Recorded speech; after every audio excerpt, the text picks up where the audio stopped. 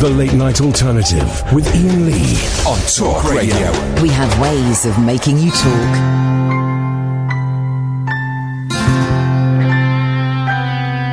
Wake up, put your shoes on, take a breath of the northern air, and rub those eyes, gently flick beneath the starry skies.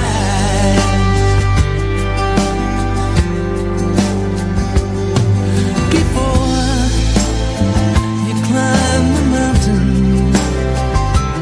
first the foothills must appear. Step high in light, yeah, take up your step in shining armor.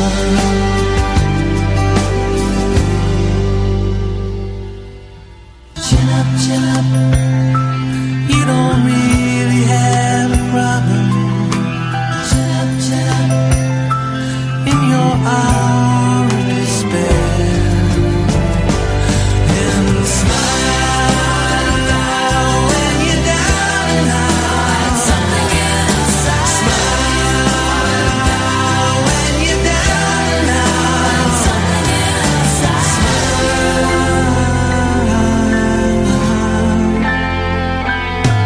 The stars on the horizon stretch as far as the eyes can see. They represent the souls of those like you and me.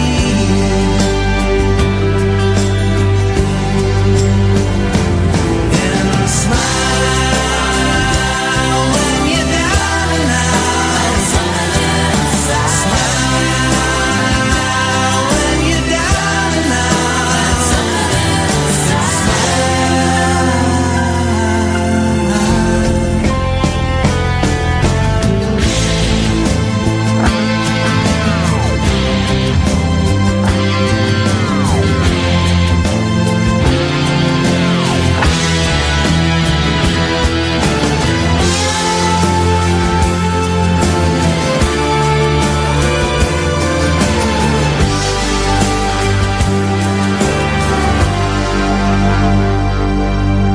Chin up, you don't really have a problem.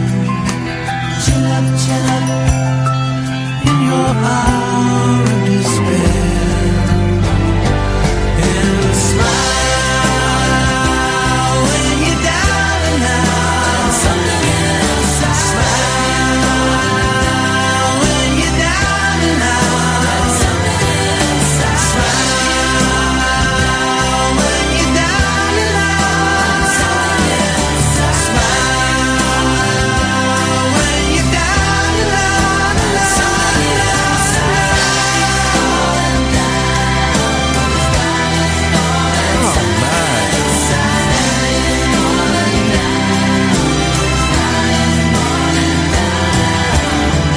Here's the ending. Here's the ending.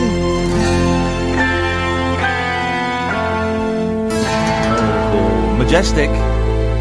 That's the Jayhawks here on Virgin Radio. Coming up later on, we'll be listening to Matthew Sweet. Some jokes there for real music fans. Good evening, Alan. Good evening, Ian. Good evening, Alan. I'm looking forward to tonight's show. Why? Because you've got Dennis from Dr. Hook. Dennis Le Corriere will be joining us at midnight, and don't tell him, Alan, but what we're going to do is we're going to have him on just after midnight. I'm going to ask him one question, and then me and Kath are going to sneak off and go home early, because it will take him the whole hour to work towards answering that question. We won't be needed after that. We love Dennis, who is an absolute legend and always welcome on the show. Well, got an idea for that one question. Oh, yeah, go on. What inspired you to write a little bit more? I didn't. No, but the question for Dennis. Oh, I don't think he wrote it, did he? Well, it was a Dr. Hook song. Well, I know he sang it, but I don't think he wrote it. Oh, right, because it was covered by 911. Do you know what that song's about, Alan? Sexual relations? It is about sexual relations, but it's about a couple that have had like a very fast. Well, I don't know if it's fast. They've had a very powerful and exhausting sex, and they are lying flat out on the floor. And she's thinking, God, that was incredible. I bet he can't do that again. And then he goes in for a second helping. For an encore. For an encore. That's what that song is about. It's about a couple having sex twice. Well, when I first heard it, I didn't understand the lyrics, but thank you for explaining it. Well, when I first heard you, I didn't understand your lyrics, but thank you for... here's the thing that I really should... Thank you, Alan. Here's what we need to get a little bit stricter on. Catherine. Yeah. If I presented you with the words to a song, how else could you refer to them? Lyrics. Incorrect answer. It's the lyric.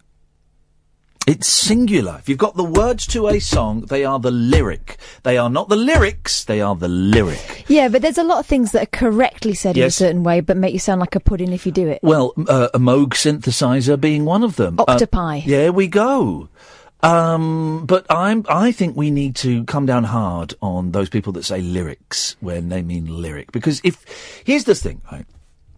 If we let our pedantry slip on the lyric, farage, then, for God's sakes, we're all going to be shooting up heroin and having unprotected sex and fathering and mothering multiples of children. That's the next logical step in my head. So the campaign starts here. Speaking of campaigns, by the way, I want us to do an experiment. I've been meaning to do this for the last few nights, and I keep forgetting to, so I'm going to write it down, okay? So, words. Mm-hmm. And throughout history, we've had words that mean something is good. When I was a kid, if something was good, we would say it was cool or it was wicked. Ace. Skill. Then we had things like bad and sick.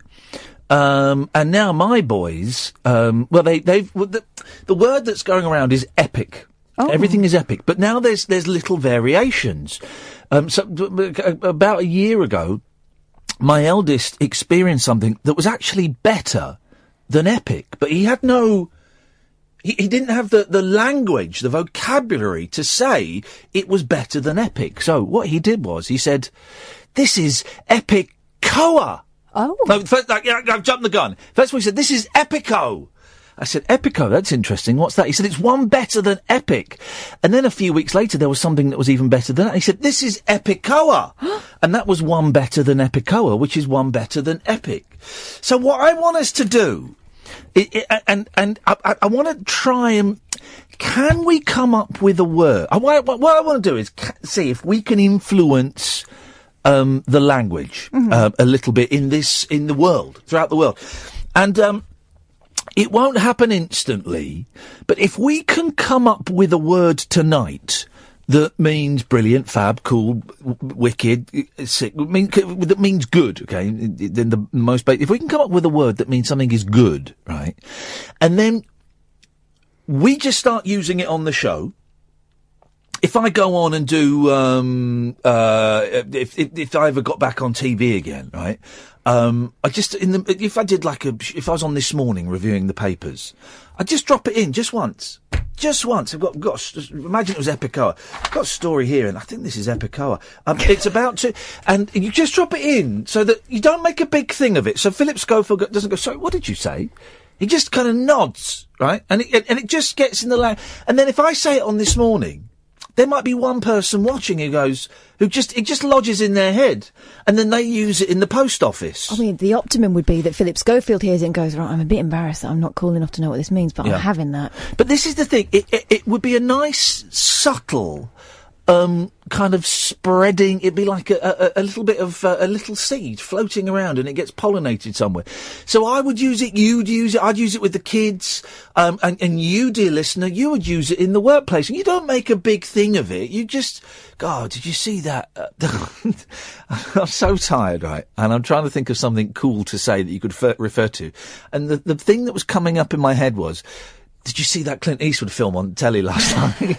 So that's going to be a cool thing.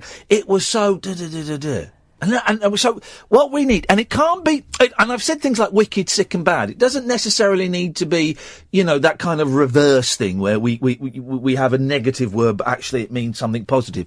But we just need a word that is already in existence, that we can use instead of, oh man, that is wicked. So, oh man, that is ... So we just need a word. So tonight, I would love it if you could phone in 0344 499 1000. If you could text in 87222, start your text with the word talk. You got to pay for that. You can tweet me as well, at Iain Lee. We want a word, and we've all got that, well, subtly done there. You've opened a cherry Coke. I'll explain how I got that cherry Coke in a bit. We want a word that is not too ridiculous, that is believable, that is realistic, that we can just throw out there, that people can start using to mean something that is really, really good. 0344 499 1000 is the phone number. Catherine opened there a cherry Coke, not her usual drink of choice. I'll tell you what happened. Now that after 18 months of being here, I've discovered there is a vending machine upstairs. And this vending machine is very naughty because it takes contactless. So you can just go up there and buy. I've got no change. I've got contactless. Boosh, boosh, boosh, boosh. So I'll be honest, guys. I'm feeling absolutely lousy today. My head is telling me all kinds of horrible things. So I thought, I'll stuff it. I'm going to go and eat. I'm going to go buy some crisps and some chocolate. And I thought, well, I'll buy Catherine some crisps and some chocolate as well. So we'll have 2 packets of crisps, 2 bars of chocolate. And I went up there. And the first thing I wanted was the spicy Doritos. Like the spicy Doritos. So I swiped the card and I typed in the number for spicy Doritos. I believe it's 27. And then the thing happened to me that I don't think has ever happened to me before. It half came out and then it got stuck against the glass. It's always happening up there to me. It's never happened to me in my life, I don't think. It's like, oh, bloody hell. And I sort of hit the machine and it was stuck. I thought, oh, this is never... And then I saw, above it, because it was kind of precarious. Above it, there was other Doritos. I thought, I'll get Cass some plain Doritos, right? And they'll come out and they'll fall on that and they'll knock it down. This will be easy.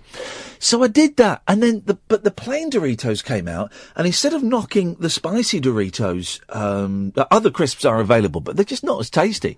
Instead of knocking them down, it got stuck on top of it. God, this is starting to sound like tipping point. This was awful. So I thought, bollocks to this. I'm going to do that thing that you're not supposed to do, because here's the thing. Have I got this right? More people die in America from vending machines falling on them than they do from terrorism. I think I've got that right. I'm pretty... 0344 499 1000 is the phone number. I think I've got that right, that more people in America... You see pictures on the vending machine don't tilt because they fall on people and kill them in America. I think more people die from vending machines in America than they do from terrorism. Gosh. Well, when was the last time America had... I'm talking about a terrorist attack, not. And all right. Then we get into. I was going to say not a nut job in the school, but then we get into. Well, what do you class as terrorism? I don't know. We're going down a bit of a dead end there. I don't mean dead. I don't mean that in that sense either. But I thought, bollocks to this. I'm getting this, and luckily there's no camera up there.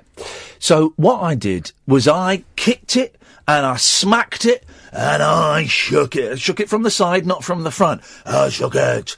And lo and behold, my crisps fell out. Both packets of crisps fell down. But, bonus, a can of sugar-free Coke and a bottle of cherry Coke fell out. I thought, this is karma. This is karma against the machine and for me. So we had, and then, because I'm trying to lose weight and all I've done is eaten cakes and crap today.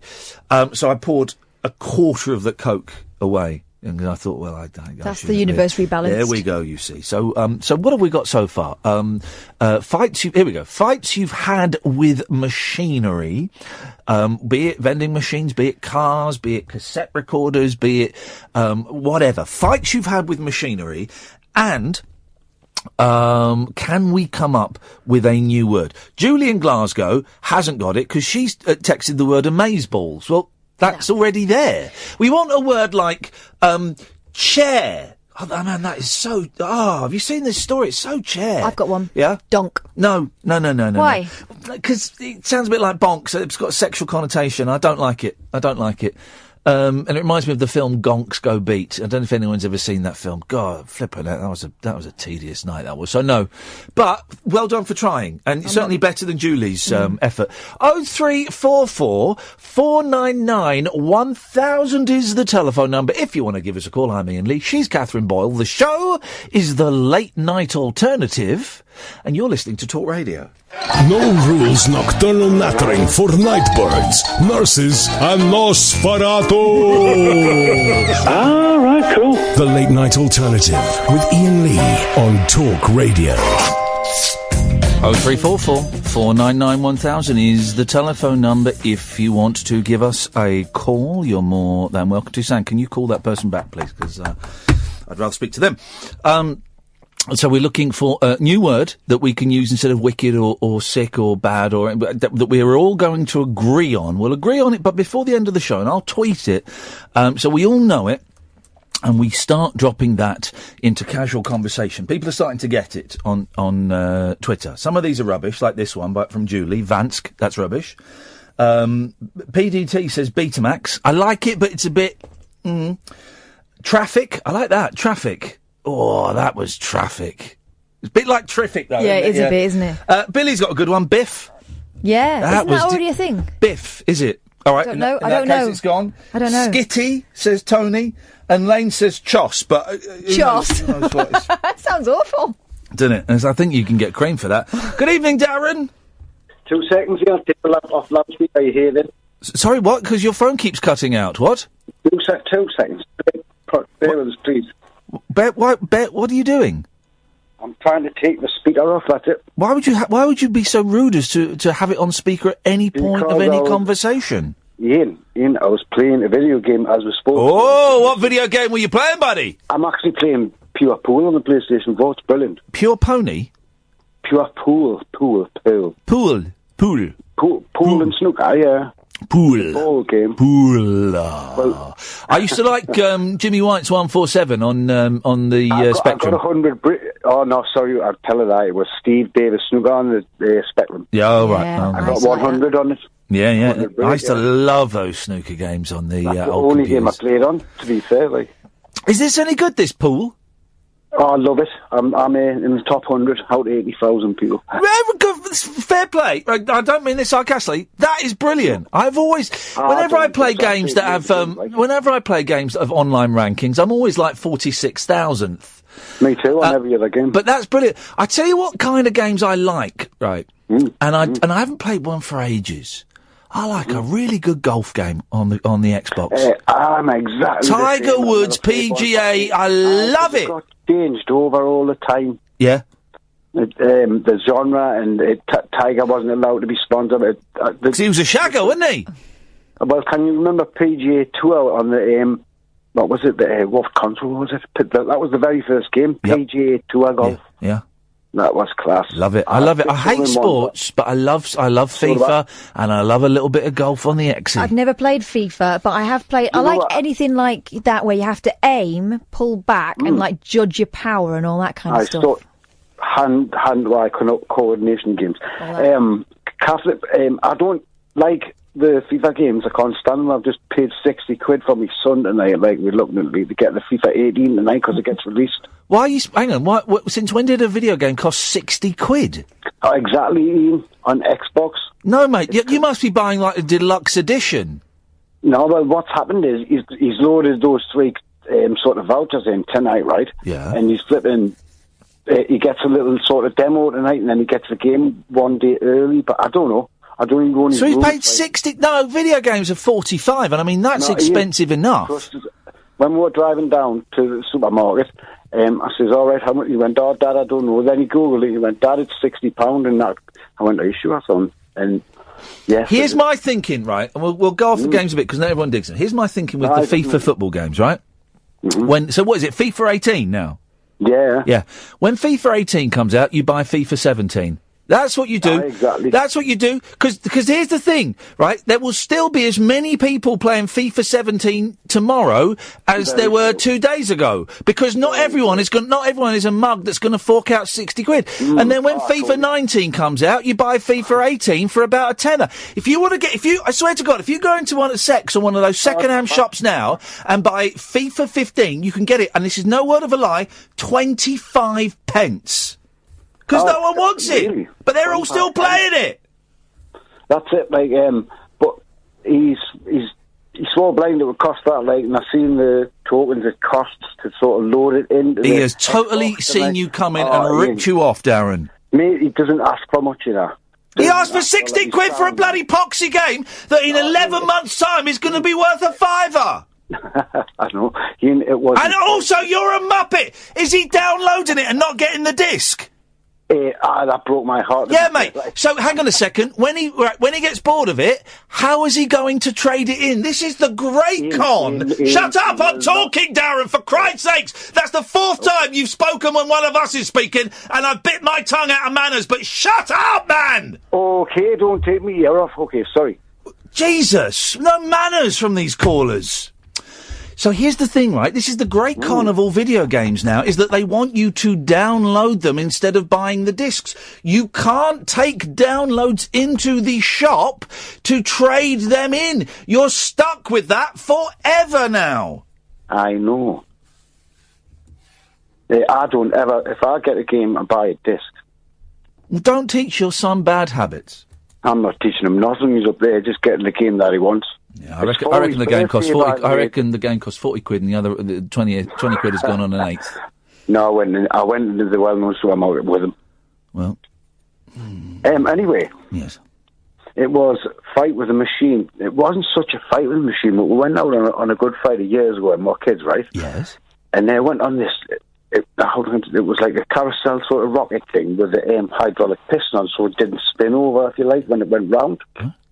Ain't no word of a lie, right? I get on it, right, and my mates went front behind, and it was like Final Destination? Yes. Honestly, the pin came out and the hydraulic piston dropped on my rocket, and it started to move, so I was going round and shouting, "Stop the ride!"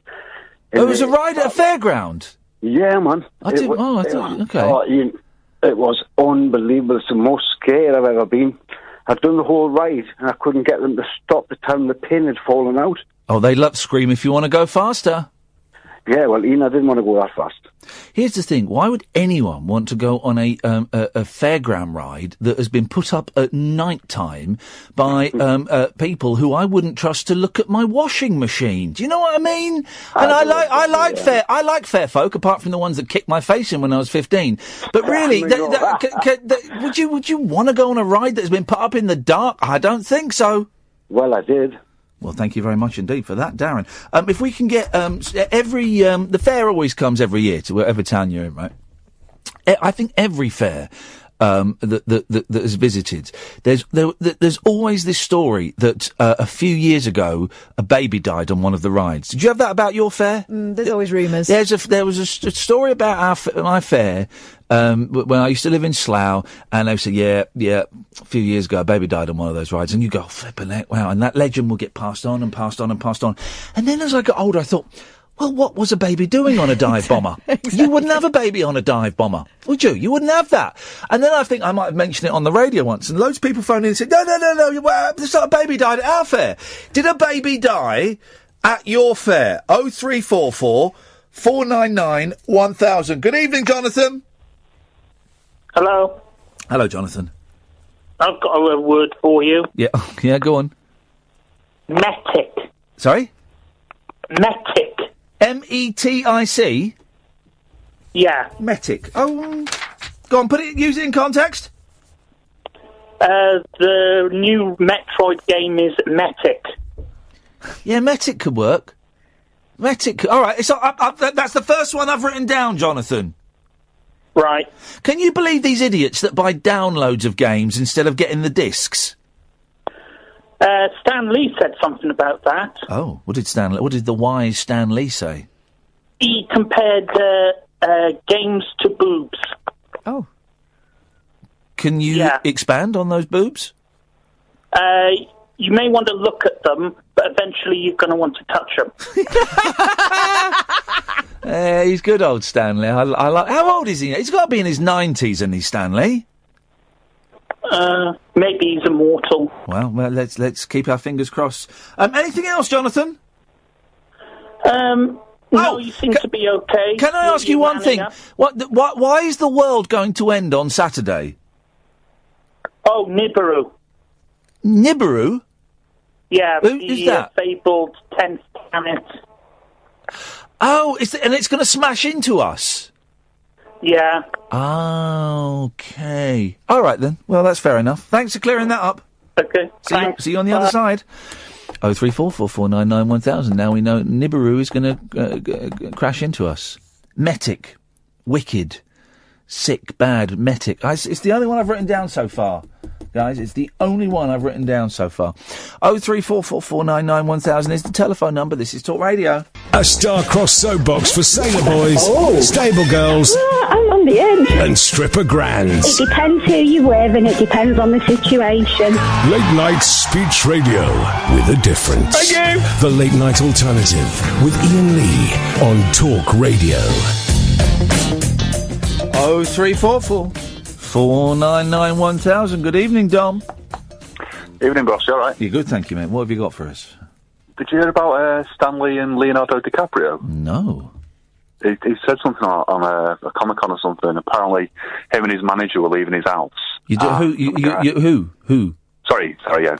Good point. Yeah. Stanley was leaving his house with his manager, and someone ran up and knocking on his window, and it turns out it was Leonardo DiCaprio of the same neighbourhood. And he said to him, "I want to play you in the story of your life." And Stan Lee said, "I'm sorry, but you're not good looking enough." There we go. Beautiful. You're Stanley. I would love to get Stanley on the show, and I've sent emails and tweets and it's never going to happen. Never going to happen. But that would be the dream. Get Stan on the show. Get my great granddad Stan on the show. It would be brilliant. Yeah, he's a cool guy. Good. I like him. And here's one of the joys. One of the joys of my boys is once I pointed out to them that Stan Lee pops up in every Marvel film, and sometimes you just see him looking out of a window. More often than not, he gets some lines in the latest Spider-Man. I think he had quite a meaty part for Stan.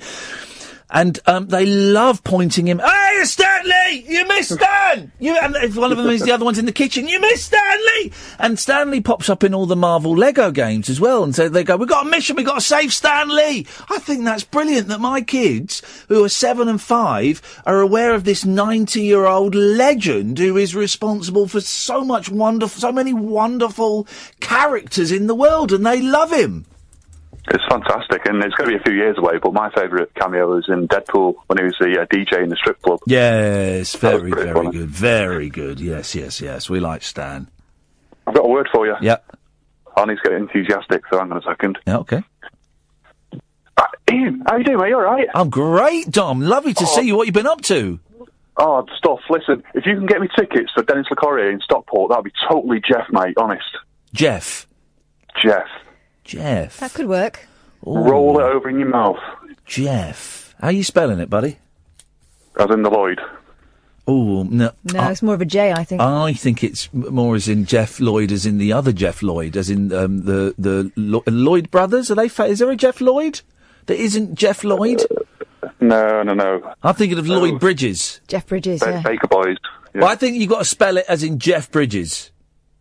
Jeff Bridges, Jeff. I think it's got to be Jeff. No, Jef. Jeff. She's right, Dom. It's Jeff. Jef. It's not Swedish. Yeah, but that's it's got to be not a word. Yeah. Well, it doesn't have to be not a word, but Jeff. Can I just interject with? It's very close to a certain cleaning product that gets a different name in different countries. You mean Sif? Or don't Sif does? Sif doesn't get a different name in different countries. It's Sif. Oh, they changed it now. What do you mean they've changed it? It's always been Sif. No, mate. What are you talking about? Sif has always been Sif. Is this a Mandela effect? It was Jeff when I was a kid. It was what? Jeff. Yeah, I don't no idea. It's always been Sif. What a weird thing to try and do. 0344 499 1000. Jeff Metic. Jeff beats Metic. Yeah. Jeff beats Metic, I think. I like Jeff. Jeff is the one... Yeah, Jeff's in the lead at the moment. I like that. Yeah, I like that. It needs to be something you can do that thing... It's not a finger snap, but it's that you can do it and I can't do it. Yeah, that is Jeff! Jeff. Yeah, I think so far, 25 minutes to 11, some strong suggestions, but I think Jeff is the way to go. I've spent a significant... Well, today... I'm feeling a bit down today, and I'm feeling a bit down recently, and I tweeted this, and I mean it most sincerely. I do my best work when I am full of self-loathing and fear of the future and financial insecurity and self-hatred. I do. And the shows the past few weeks have been absolutely outstanding, I think. And it's true, and Kath's pulling a sad face because her mate is feeling rubbish. But I feel absolutely awful at the moment. And I've been able to kind of throw everything into work and do that. But today I've not been able to hide it so well. So I've done the usual things of eating crap, stuff in my face, so I feel guilty later on. All that wonderful. But I did have had a really exciting experience today, and we'll play it. Maybe we'll play it Friday. I don't know. I went to see the cast of Hair rehearsing for the 50th anniversary production of it. And what was exciting was when I went in, they were rehearsing a song that has never been in Hair, that was written for the movie, the awful movie, and wasn't used. So I'm hearing this song as like, and it's like there being a director's cut released of your favourite movies. Suddenly I'm there and it's like a new song, and it's like, oh, this sounds like a song from Hair, but I've never heard it before. And I went and met the cast, I met the director, I met that producer who I auditioned for, and I said, what happened? I auditioned for you. And she went, yeah, you were terrible. Wow, these producers don't mince their words. But actually, I'm glad she said that, because that's made me even more determined to succeed. She's made me more determined to succeed. Did you give her the Darius response? You say, yeah, well, do you know what? I was going to win a Tony Award. I was hoping to sing in front of the cast my version of Frank Mills, but let's just say there was a little bit of tension I detected from the musical director when I was in there. He was doing his thing; he was protecting his cast. But I tell you what, it sounds brilliant. It sounds brilliant. We'll play it out maybe later this week or next week, and they're all beautiful young men and women who can sing. First of all, they were sat there singing. I was like, wow, this is brilliant. And then they got up and they were dancing and singing. I thought, oh, flipping heck, man, how are they doing that? And they were all just these beautiful kids, these chiseled young men and these fine, beautiful young women. And it was, it's great. And it's going to be so exciting. I can't wait to see it. We're down to see it at least twice. We got tickets for the press night. I don't know how we're going to work it with this. We're going to have to come up with some plan. Tickets for the press night. We've got tickets for the gala night when Paul Nicholas is going to be there, Elaine Page, James Rado, who wrote the book of Hair. So it's going to be so it's going to be brilliant, right? It's going to be brilliant. But here's the thing, right? I came away from that. Isn't it funny? Their heads are funny. I came away from that hating myself because I felt fat, because they're all so slim and chiseled and wonderful physiques. I felt old because they're all kids, they're all like early 20s, and I'm there. And of course, none of them had a clue who I was, and there's no reason they should have a clue who I was. I've not been on television properly for 14 years, and I'm not going to listen to this rubbish. But so not their fault at all. But it's the sickness in the head. I came away absolutely hating myself and feeling awful, feeling wretched and feeling miserable. And I've kind of had that for the last 4, 5, 6 weeks, but I've been able to throw it all into work. But I came out of that thinking, oh God, right, oh God, the show is failing. And here's the thing, this on the day that we get, a day after we found out we've been nominated for an award, right, which is brilliant. And we're up against, we're not going to win it, but we're up against some amazing people. So that's great. And then, an hour later, Kath phoned me up. She said, Ian, you've just been mentioned on Radio 4. I said, what?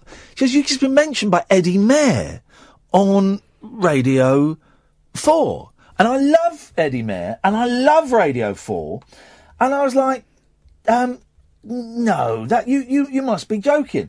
But it turns out, then I saw a few people tweet about it. And it turns out I was mentioned by Eddie Mair on Radio 4. And Tell you what, we're going to have a quick break, and then I'm going to see if we can find it, and we'll play it. Closing time conversation for tax inspectors, taxi drivers, and taxidermists. Great big talk for the wee small hours. You've been trolling me big time, mate. The Late Night Alternative with Iain Lee on Talk Radio. So here we go. So this, we went, and listen to this, then. This is one of my favourite presenters of all time. Listen. And it's just really unfortunate that Emma ran into those that weren't. There we go. Darcy Gector. Yeah. Now, we mentioned the other day that two of our colleagues on PM and in this part of Radio 4, Andrew Bomford and Luke Jones, have been nominated for Radio Academy Awards, ARIAs as they're called. Andrew's already been on the programme tonight. Luke will be on in just a while. We have another nominee coming up on IPM this Saturday. Perhaps you've taken part in this before. Our Your News Bulletin. We ask our listeners to send a single sentence of news about their week, and then we compile it into a bulletin and get somebody great to read it out. You don't have to have done something dramatic. Your week can be as mundane as mine, but send your sentence, please, to ipm@bbc.co.uk. And who knows, Iain Lee could be reading it out this weekend. If you're a fan of Iain, as I am, you'll know he's on Talk Radio these days. He used to be at the BBC. He's been nominated as Best Speech Presenter Non-Breakfast. So if you want to hear Iain reading out your news this weekend on IPM, it's ipm@bbc.co.uk. Now, that's the first I've heard of it. I don't know anything about this. I know, it was nice to tell you. So I texted my agent and said, I've just been mentioned on by Eddie Mair on PM on Radio 4. Apparently I'm doing something there. And he said, oh, well, I had an email an hour ago asking if you'd be interested, but we haven't arranged anything yet. And we still haven't arranged anything, so I don't know. Of course, I would love to. Drop of a hat, I'll go in. It's a brilliant little feature. People send in a sentence, like, today I won £20 on a scratch card. I never normally play them. Or, today we had to bury my dog, and it was very sad. Could you not do one? Today I found out I was working for Radio 4. I didn't know anything about it. So Radio 4, by all means, cultured. Oh, by all means, of course, I'll come and do that. But I didn't know anything about it. But here's the point I was getting to. Basically, my head is telling me to jump off a very tall building, and I don't say that lightly. That is what my head is saying. Go and jump off a tall building, it'll be fine. What I'm saying is, I'm finding this job really, really hard work at the moment. Really hard work. And there's no upside to that. There's no happy ending to it. But there is a happy ending to it, in as much as it will end eventually. But also, it means, as I said at the start of this rather rambling the confession or anecdote, I do the best shows when I feel like SH1T. So, boy, oh boy, you think the show's good now. You ain't seen nothing yet. Let's go to Angela. Good evening, Angela. Oh, evening, Iain. How are you feeling now? I'm feeling Jeff. Oh, now there's the thing. I'm feeling Jeff. It's got homoerotic tones, and I don't have a problem with that. But, yeah. There's a line through it. Sorry, it's gone. Jeff is gone. You sure you're all right? I'm fine to continue, Angela. What would you like to say? Oh, that's okay. Yeah, what I was ringing up for, you know that thing that Jonathan was on about Saturday? Yeah, Saturday. Yeah, the planet is gonna smash into us and kill us all. Yes. That'd be awesome, wouldn't it? Sorry? Awesome. Awesome? A word, awesome. Awesome? If a planet smashed into us? Yeah. And killed us all, that would be awesome. I think you mean awful. Well, I was wondering, where would you like it to land on, if you could? Well, it doesn't matter, because if a planet smacks into us, we'll all be dead. Oh, that's good. I'm in pain anyway. Well, hang on a minute. Just because you want a planet to kill you, I don't mean So you want to die, but you want the whole planet to die as well? No, it's dying anyway, isn't it? Yeah, but it's dying over billions of years. If it could be finished by 7:30 on Saturday. It'd be in time for X Factor. It'd be what? In time for X Factor. You don't have to watch the X Factor. You're more nuts. She's more nuts than usual, and that's saying something. I'm not very well tonight. Oh, classic bands, classic Earth-ending Armageddon bands. You got to laugh, haven't you? Yeah, you got to laugh, haven't you? You certainly have. What a fruitcake! Even by our standards.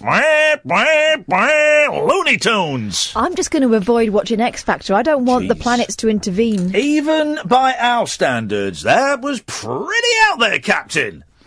0344 499 1000. Karen has texted. Mm-hmm. That caller is onto something. When I was a kid, there was a cleaning product called... Now, how would you pronounce this word, Catherine? J-I-F. Jif? Jif? Hif. Don't know if it became Sif. No, it's always been Sif, Karen. What on earthy... What... Don't... Is this... Are we being 4chan'd? Is this one of those things where people go, let's all tweet in and... Or is this one of those, like, copies of something more famous from, like, Aldi or Lidl or something? I don't know. I've never heard of it. Karen, I don't know. Definitely always been Sif. I certainly don't buy it. Here's a lovely thing, and I think it was Andrew on Twitter. It was certainly someone who had a man's name, pointed this out. If you were at the rabbit hole on Sunday or watching it, we were talking about slow films. And one of my favourite slow films, and actually, it's not that slow, but there are moments of stillness in it. One of my it's my second favourite film of all time is Dog Day Afternoon. Attica! Al Pacino, his sexiest. Al Pacino around about 1975, those big collars. Very horny man. And I haven't watched it for years and years. I've got a double disc somewhere, and I've been thinking, I've not watched it for a while. I should go and watch it. I should watch it. I should go. Well, this bloke Andrew tweeted me. There's a free screening of it tomorrow. I think Genesis Cinema in Wandsworth is being shown in the bar, so you get some food and you sit and you watch a screening of my second favourite film of all time. There's a Q&A afterwards with an Al Pacino expert, which I doubt, because it's quite a long film. It's 2 hours long. So I doubt we'll be able to stick around for that. But I booked 2 tickets. I say it was free. It's £2, but £1 booking fee each. But free? We're talking about it on Sunday. Then they're showing it free the same week. My favourite film. Honestly, guys, if you got nothing better to do at 7:00 on Thursday night and you're anywhere near, did I say Wandsworth? I don't think it's Wandsworth. Yeah, you did. Whitechapel. Maybe it's Whitechapel. Anyway, I think it's Whitechapel. Hang on a minute. Where is it? I'm looking it up. Mile End Road. Well, where is that? London E1. Yeah, is it Whitechapel? That's Whitechapel. If it's 7:00 Thursday evening, Whitechapel, Dog Day Afternoon. Go on. I'll be there. Kath, you come in? Yeah, go on. Like, you've never seen it, have you? No, I don't know. Oh, mate, you're in for a treat. Is it about dogs? Oh, it's based on a true story, and it's one of the films, because I watched a documentary about it, that is pretty close to what actually happened. Normally these things are they're based on a truth. This is pretty close to what actually happened. It's an incredible film. I saw it when I was about 15, and it just blew me away. It's a really slow film, and then there's one bit where it cuts really quickly. Boom, boom. Boy, it just cuts, and it's like every time I see it, and I know it's coming, it makes the hairs on the back of my neck stand on end, because it just cuts like that. It's about 20-second long little section. I'm like, bloody hell, because you just had an hour and a half of stillness, then suddenly there's speed, and then it's still again. Oh, it's such a good film. Dog Day Afternoon, Thursday evening, 7:00, for free. They're showing films for free. This is incredible. 0344 499 1000 is the phone number. Catherine has just found a headline to a story that I've already read this story, and it really is something else. You've not read it yet, would you like to read it for the boys and girls? This is the thing, right? I very rarely go on my personal Facebook. Yeah. And a friend of mine that I went to school with has put something, I could not resist opening this can of worms. Couple hospitalised after man gets his head stuck in his wife's vagina. There we go. Now, this is an actual story. Is it? Can it be true? A couple was transported to the hospital in a very awkward position last night after a man somehow got his head stuck in his wife's vagina. There we go. During a strange sexual game. You're telling me it was strange. Tom and Janice Morrison, a young couple from the small town of Greensboro in Alabama, called 911 around 10 p.m. last night to ask for an ambulance. Yep. Samantha Irving, the operator who took the call, said she thought it was a joke when he explained the situation. Oh, my God. The woman told me that her husband had fallen and that his head was now stuck in her vaginal cavity. Wow. I should do the voice, shouldn't I? Yeah. I really thought that it was a group of teenagers making a prank call. Despite Miss Irving's doubt, she sent an ambulance to the site, and the paramedics rapidly realised the situation was in fact very serious. Yeah, well, it's a very serious thing. A man wearing his wife as a hat. She's a big lady, and he's quite a skinny man. But still, a head's a head and a vagina's a vagina. I've heard the rhyme about fatty and thinny, but it didn't end like this. No. Bill Austin, one of the paramedics who transported the couple, claims they were lying naked on their bed and... oh, God. Yeah, come on. Partially covered in blood. The woman kept screaming out in pain whenever the guy moved, but he had half of his face buried in there and he looked like he was going through hell. Yeah. If that's what that's the not gate hell, of that's my wife. If that's what the gate of hell looks like, flipping heck. I hope St. Peter's is a bit cleaner. Sweet Lord. The couple was transported to the nearby Hale County Hospital where doctors were able to separate the couple. Yes. Ms. Morrison suffered from... oh, God. There's only one way to separate. You've got to pull. You've got to pull. She like probably the had... enormous turnip. She probably had... or maybe that... Well, she would have either had a loosener... the drug to loosen it, or that thing they do with babies where they cut the vagina open. No one tells you about that. An episiotomy. Yeah, it didn't please me very otomy. They cut the vagina. They might have done that. Suction. It would be suction and muscle contraction. You know that they say it's better to let you tear naturally because it knits together better. Yes, Thanks, guys. Yes. Proof that God is a man. Ms. Morrison suffered from severe internal bleeding but is now stable, while her husband only had a few scratches and bruises. Yep. Yeah, but also an experience you'll never forget. Yep. According to doctors, both could also suffer from post-traumatic stress syndrome. Yeah. Incidents like this are indeed quite unusual, but hundreds of couples are admitted to the hospital every year in the US after getting stuck together during sexual intercourse. According to data collected by the US Department of Health and Human Services, 3,213 couples were hospitalised for such problems across the country in 2015, and 3,789 in 2016. Yeah. According to the same data, the Morrisons are the first couple to be hospitalised for head stuck inside a vaginal cavity since October 2007. Yeah. Still very, very horny. Very horny. Apropos, absolutely nothing at all. Here's David Badcock. Hi, David. That's Iain. Hello, David. Hi, yeah. Did you enjoy that story? What about the chap with his head up a minge? No, it didn't. It sounded quite sick. Okay. I didn't like the blood part. Are you saying sick as in cool? No, sick as in vomiting, juicing. Okay. Didn't turn me on in one bit. Are you in the bath? Yeah, it's a nightly cleanse. So you're naked? Yep. I've got to... Electricity and water doesn't mix, by the way. Keep Henry out. I've thought about that. I've kept me head locked over the side of the bath. So... Right, Karen and all these people that keep saying, I've just Googled GIF and it's true, it changed to SIF 16 years ago. Absolute rubbish. And there's a bloke who's called, here we go, Joey Jojo72 said it was called GIF before Lee, you bellend. Listen, stop trolling me, everyone. So, do you want a word that I think we could reclaim for being cool? Yes, please, David. Well, I had the idea while I was in the bath. Yep. Sudsy. Sudsy? Yeah. Like, that's bare sudsy, bad man. I didn't even understand any word in that sentence. So I've got my tap on. That's bare sudsy, naughty boy. Well, whatever the kids are saying. I don't... Naughty boy. Is that what? Sudsy. Sudsy. It sounds a bit like Sugsy from Madness. Mm-hmm. Oh, dear. Isn't it?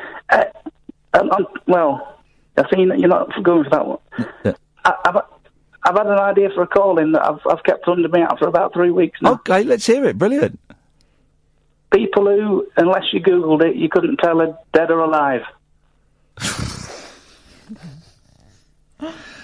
Example. Yeah. David Attenborough. Well, everyone knows he's alive. Well, that's me lot. I'll go back to me bath. So. Bit of a waste of a call there, wasn't it, David?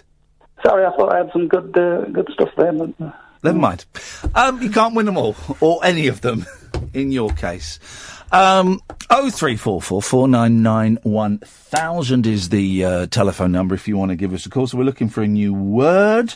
We've talked about feeling fat and old, heads in vaginas. Well, what have you got your head stuck in? What have you got your head stuck in? Fights against machines. Oh, and when we come back, I've only just discovered this. How does my phone know how many steps I've taken? It's been measuring my steps.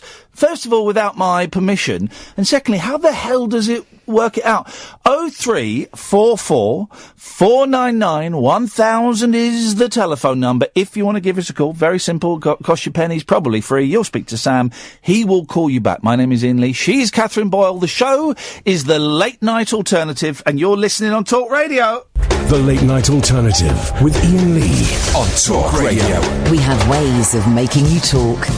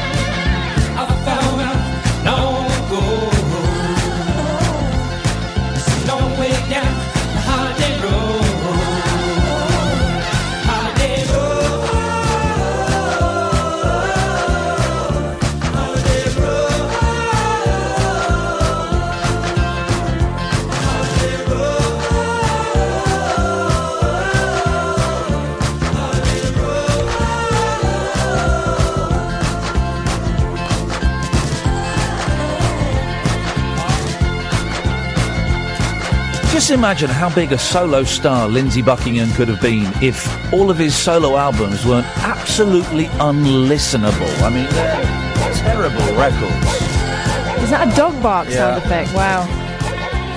Every single one of his solo albums, they should be pop masterpieces. Instead, they're absolute stinkers. Karen, if that is your name, I'm beginning to suspect it's one of our trolls. Iain, I'm not trolling you. I remember my mum using GIF when I was a kid. I'll ask her tomorrow. I'm 54. My memory is pretty good. Well, there's the word pretty. My memory is excellent. I don't want a stupid argument. What does it matter anyway? We could all be dead by Saturday from Karen. Can we just say this once and for all? SIF has always been SIF. It was never called GIF. You're thinking of something completely different. 0344 499 1000 is the telephone number if you want to give us a call. Fights with machinery. We're coming up with a new word to mean good that we're all gonna agree on, and we're gonna drop it into the language and other bits and pieces. So I've been walking more and more to try and lose weight. Okay, and I go for what I think are long walks, and then I saw on my phone. In fact, Clive Ball the other day told me about it. That my phone it measures my steps, the number of steps I've done, right? And it's been doing it. I can go all the way back. Look at this. I can go all the way back to the 29th of September 2015. So that's 2 years, almost 2 years ago exactly. And it's got the number of steps. Now, obviously, the phone has to be in your pocket, so I don't always have the phone. What was I doing on the 25th of October 2015? Nearly 14,000 steps. So here's the thing, right? Genuinely, how does it measure my steps? Is it a thing that it just measures distance using the GPS thing on it, and then it says, right, you've walked 2 miles, so that's got to be about 7,000 steps. Does it do it like that? Because it can't. If it's in my If it was in my trouser pocket, I could understand how it could count a step. But if it's in my jacket pocket, am I being stupid here? 0344 499 1000. How the bloody hell can my phone tell me how many steps I'm doing? How accurate is it supposed to be? And there was one day I saw, look, hang on a minute, 16th of April, 769 steps. Lazy get. Flipping it. 26th of April, 926. Here we go. Flipping it. 29th of April this year, 356 steps. That's terrible. Today, apparently I've done 12,519, which I don't believe. Yesterday, 1,647. Yes, it's a man reading out the number of steps he's supposedly done. Unlike one of those number stations, I seem to be getting around about 5,000 quite a bit. But how the hell does this work? What is this? And do I own this data, or does Apple own it? Something freaky is going on, man. Something freaky is going on, that this is a thing. I don't know how it works, and it freaks me out that my phone has been monitoring me. Good evening, Nick. Hello, how you doing? You all right? I'm freaked out by my phone monitoring me. That's life nowadays, mate. Listen, I think you're going to probably be eating humble pie tomorrow, because this GIF-SIF debate that you're going on about, I'm 41 years old. I still call it GIF because I can't get my head around it being changed to SIF. Well, I don't like the new name. GIF was much better. Can I ask? Yeah, go on. Are you? I mean, you're probably Karen. Is there a Facebook page or something? It's like let's troll Iain Lee tonight. Are you a member of the 4chan community? No, not so. Honestly, you are gonna. I think you should not be putting your money all in on this one, because you are going to be wrong. So when you go home, you can Google it and find out. But it was definitely called GIF. Absolute, mate. Well, it's a noble effort. I like the fact you're keeping a straight face while you're doing it, but I'm not buying it for $1. I'll put money on it if you want. We'll put a wager on it. You're a bet man. Thanks for your call, Nick. Pathetic, isn't it? Tony says, tape the phone to your wrist. It will register more steps than you've done. What? What the bloody... have I actually done 12,518 steps a day, or is it bullshine? Should I be high-fiving myself? Good evening, Andre. Hi, now listen, right, that phone pedometer of yours, yeah? What? That pedometer. Yes.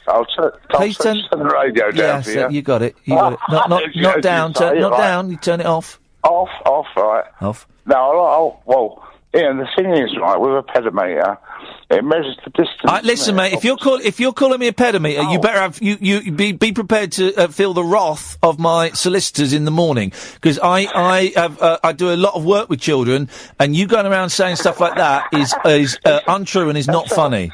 That's the name of the measurer, pedometer. No, it measures it's like it measures distances, yeah. Oh, a pedometer. Sorry, I'm sorry. I do apologise, mate. You've got to be so careful these days. What with U-tree and stuff. Iain, yes, hello. Yes. You know GIF.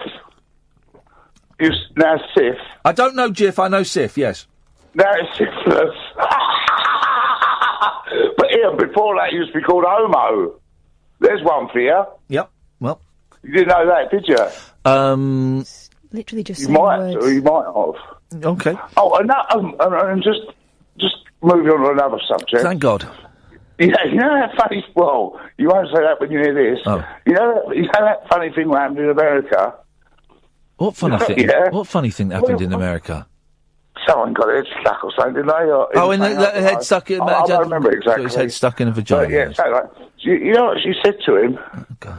Shout for help, right? And he said, I can't talk. And he said, I'm small, and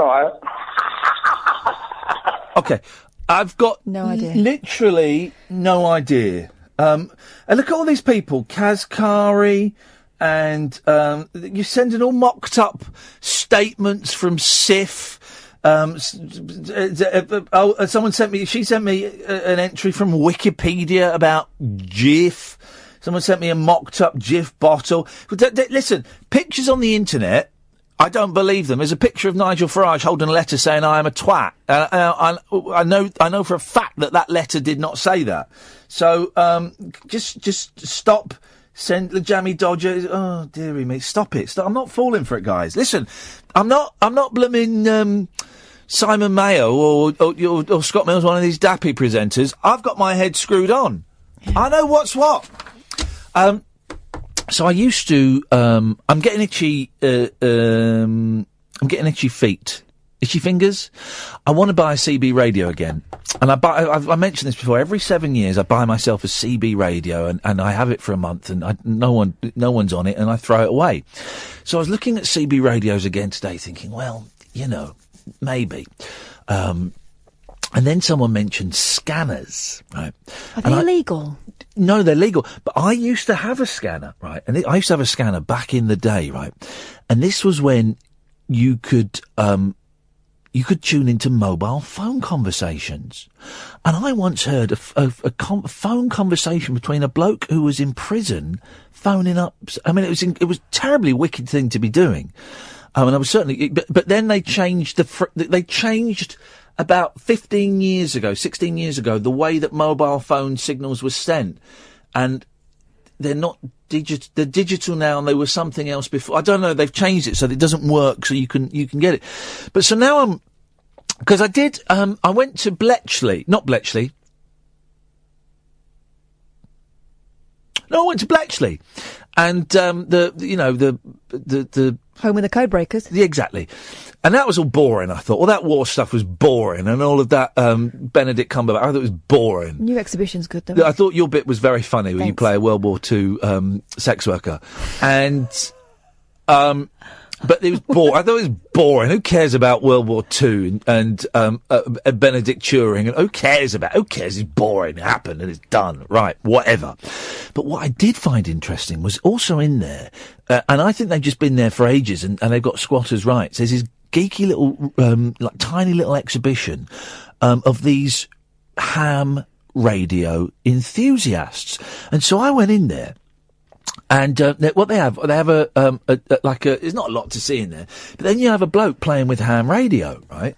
And no one was talking to him, so I went and sat down and went, "All right, man, what's going on?" He said, "Oh, this is ham radio." I said, "This is brilliant. Talk to me about it." And what he was doing, he was getting signals from air. You could listen to aeroplanes, and then he was getting this bit was a bit boring. He was catching data signals and then putting them into a computer, and that was a bit boring. And I said, "Oh, this looks really good. I'd love to. I think I'd like a go at this." And he said, "Right, well, this machine costs about £5,000. I thought, "Oh, flipping heck." But I'm in the conversation now. You can't go, do you know what? I'm out. You've got to go, "Oh, right, yeah, that's it." He says, "You can get them a bit cheaper for about £3,000. I was like, "Oh, yeah, I could probably swing that. £3,000, flipping it." And then he says, "You've got to sit an exam." So I was thinking, this was about 5 years ago. I'm thinking, I'm 40 years old. I am never going to sit an exam ever again in my life. I made that decision at the age of when I did my A-levels the second time, 19. I thought, I'm never doing an exam ever again. And so far I haven't, and I never will, because they're absolutely pointless. But he's got to do an exam to do to do ham radio, and I thought, that sounds a bit pointless. But then people are tweeting me these scanners for 30, 40 quid. Well, you can just scan, but I don't know what you're scanning. I don't know what because if it's just police, right? Well, you can do that online. I've got an app that will let you listen to the police online. Okay, so if it's that, it's pointless. If it's sad men talking to each other, I'd be up for scanning that. I would be up for scanning that. Would I? But with a scanner, you can't. What I'm saying is, does anybody know, if anybody's got at least 20% of what I've just said, could you give me a call and let me know whether it's worth me buying a scanner? I won't be able to talk to people on a scanner, I don't think. 0344 499 1000. I think that should get the phones alight. I'm Iain Lee, this is Talk Radio.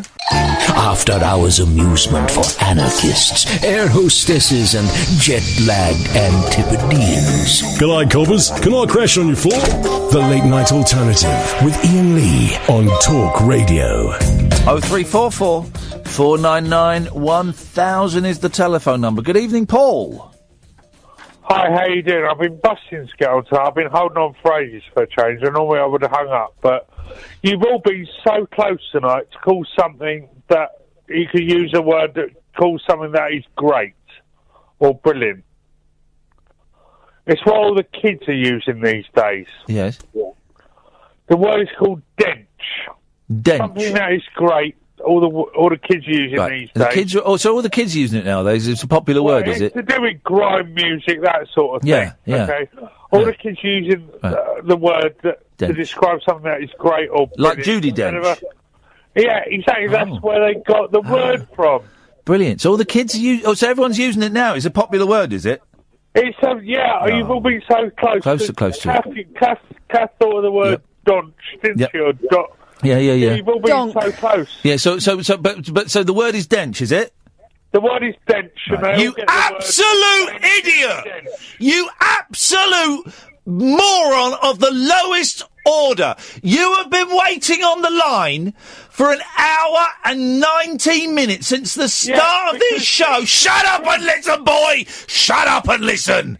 You have been waiting on the phone since the very start of this show to tell us the word dench is in popular usage by the kids, when if you had actually been listening to what I was saying, I said several times we are looking to make a new word mean dench, or mean great, or mean wicked, that we were going to drop into our vocabulary and see if it spread. We weren't looking for a word that already means wicked, or cool, or dench. We are looking to find a new word. Use the word dench at all. No, I know, but we said we are looking to find a new word, you absolute pudding! It's a new word. But it's in use already, you flipping idiot! Oh, man. It's in use already! It is a new word. It's in use already! Yes, but it's new. We're not looking for a word that's in use already! We're looking for a new word! It's new. You carry on taking the mirtazapine, mate. You carry on being an absolute bellend. We are not looking for a word in use. We are looking for a brand new word. Yeah, and it's a brand new word. No, it's not. It's already in use. Yeah, but you haven't thought of it, have you? Jesus Christ! I haven't thought about a helicopter since the show started. It doesn't mean it's the word I'm looking for. Dench is a perfect word. No, it doesn't fit the criteria that I have laid down. Okay, what about the word arse then? Is it in use? No, I've just made it in use. You're a twat. No. Good day. Flippin' heck! How long have you been holding on? Since the start of the show. Since the start of the show, he has been holding on, and get ready for the emails. He still doesn't know why dench doesn't fit into the phone-in that we are doing. He still doesn't know. He still doesn't know because he doesn't listen. He is. In the 20 years I have been doing phone-in radio, he is by far my least favourite caller I have ever had. And I used to have a Scottish man called Alex who would phone up and tell me how he would go to dental training school for 5 years and then find out where my local dentist practice was, and he would get a job there just on the off chance that he would find me sat in his seat one day so he could drill in all of my teeth without administering any anaesthetic. And the thing is, he meant it. And I preferred him over Paul in Stoke Poges. Dear God. Jeez. I took one caller to court for harassment. I preferred him over Paul in Stoke Poges. Dear God. What is wrong with the man? What is wrong with the bloody man? Get ready for the emails. I have never in my life spoken to somebody who has had such a poor grasp of simple, basic English as that cloth-eared fool. I may have overreacted a little bit there, I don't know. 0344 499 1000 is the telephone number if you want to give us a call. We're still looking for a word that isn't currently in usage to mean good, wicked, cool, dench. So we're looking for a word. 0344 499... Yes, Paul! Okay, I expect an apology for what you just said. Don't you tell me what to say. I expect an apology. There is no way I would want to drill inside your teeth just to be a flipping stalker or I something. didn't say you wanted to. No, yeah, but you've implied that. No, I haven't. You don't listen. You don't listen. Paul, Sam. There is no way you should get away with that. I didn't, Paul. I didn't say that. He put the phone down. I didn't say that. Is this guy absolutely insane? Is he nuts?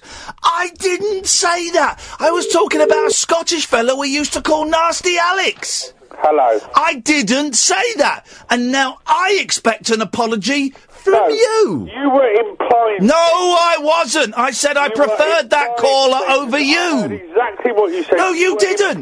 No, you didn't. You didn't hear it. You weren't listening. Of course I was listening. No, you weren't. What did I say then? What did I say? Yeah, okay, I know exactly what you said. Tell me.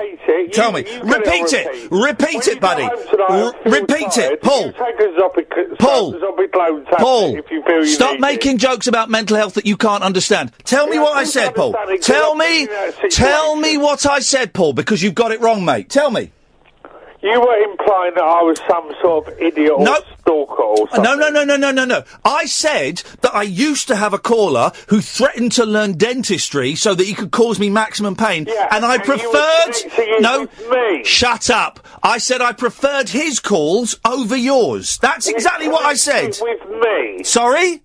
Which connects it with me. Yeah, it doesn't mean it's implied that I'm saying that... It's implied that to listeners. Yes, I'm going to make it easier for everyone, Paul. Never phone my show again. Right. Never phone my show again. Okay? Never phone it again. Let's hope that's him going on. What an absolute pudding. Dear goodness gracious me. They don't like it up them, do they? Hello, Ian. Good evening, Ian. Hello. Hello, Ian. Yes? Turn your radio off, Ian. Okay, yep. It's done. Yes, sir. Hello, you're on the air now, mate. Oh, right, okay. Fair enough. I was expecting a call back, but that doesn't matter. Doesn't matter. Well, I tell you what, Sam's going to call you back right now. Okay. Stay there, Sam. Give that young man a call back, please. Let's speak to Paul. Good evening, Paul. Hello, Ian. How you doing? I'm sweaty, Paul. I'm very sweaty. You're sweaty? Sweaty, very sweaty. What are you doing? I'm doing a radio show, mate. Have you been listening? Well, no. I've just turned in, and now I'm listening, but I wondered what you were doing before to be sweaty.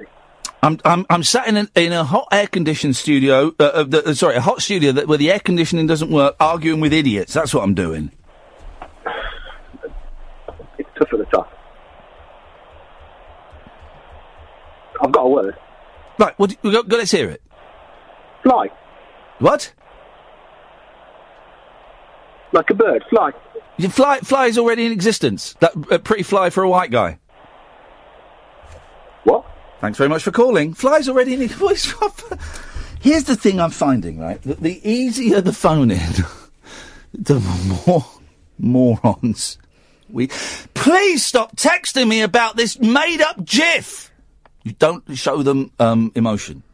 Please stop texting about GIF, because I'm not buying it for 1 second. Good evening, Ian.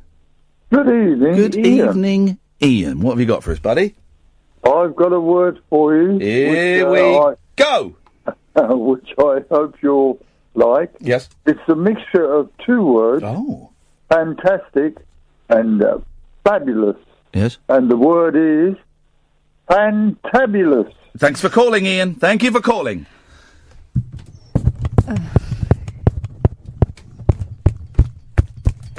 The sound of a head on a microphone. Guys, do you want me to try and explain it again? Can you? Maybe I haven't explained it properly, Catherine. You explain it. We're trying to invent a new word. You know, invent meaning using one that hasn't been used before. Yeah. So, fly, fantastic. I mean, they're all great words. They're all great words, and it's nice to hear them.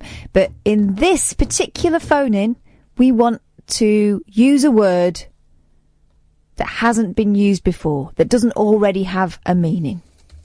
Okay? Let's try again, guys. Let's all calm down, take some deep breaths. It's got very heated.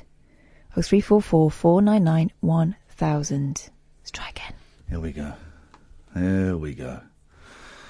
Let's go to a break, please. Dead of Night discourse for disco queens. I'm related to Jed Wood and Dolly Parton. Dairy farmers and distant fathers. Yeah, whatever. The Late Night Alternative with Iain Lee. Doing lots of things that we don't know about, we can't control. On Talk Radio. Yeah, it's great. That guy's my favourite caller. That guy at the end, I think it's called Anthony. He's my favourite of all of them. Half an hour, we have Dennis Le Corriere on.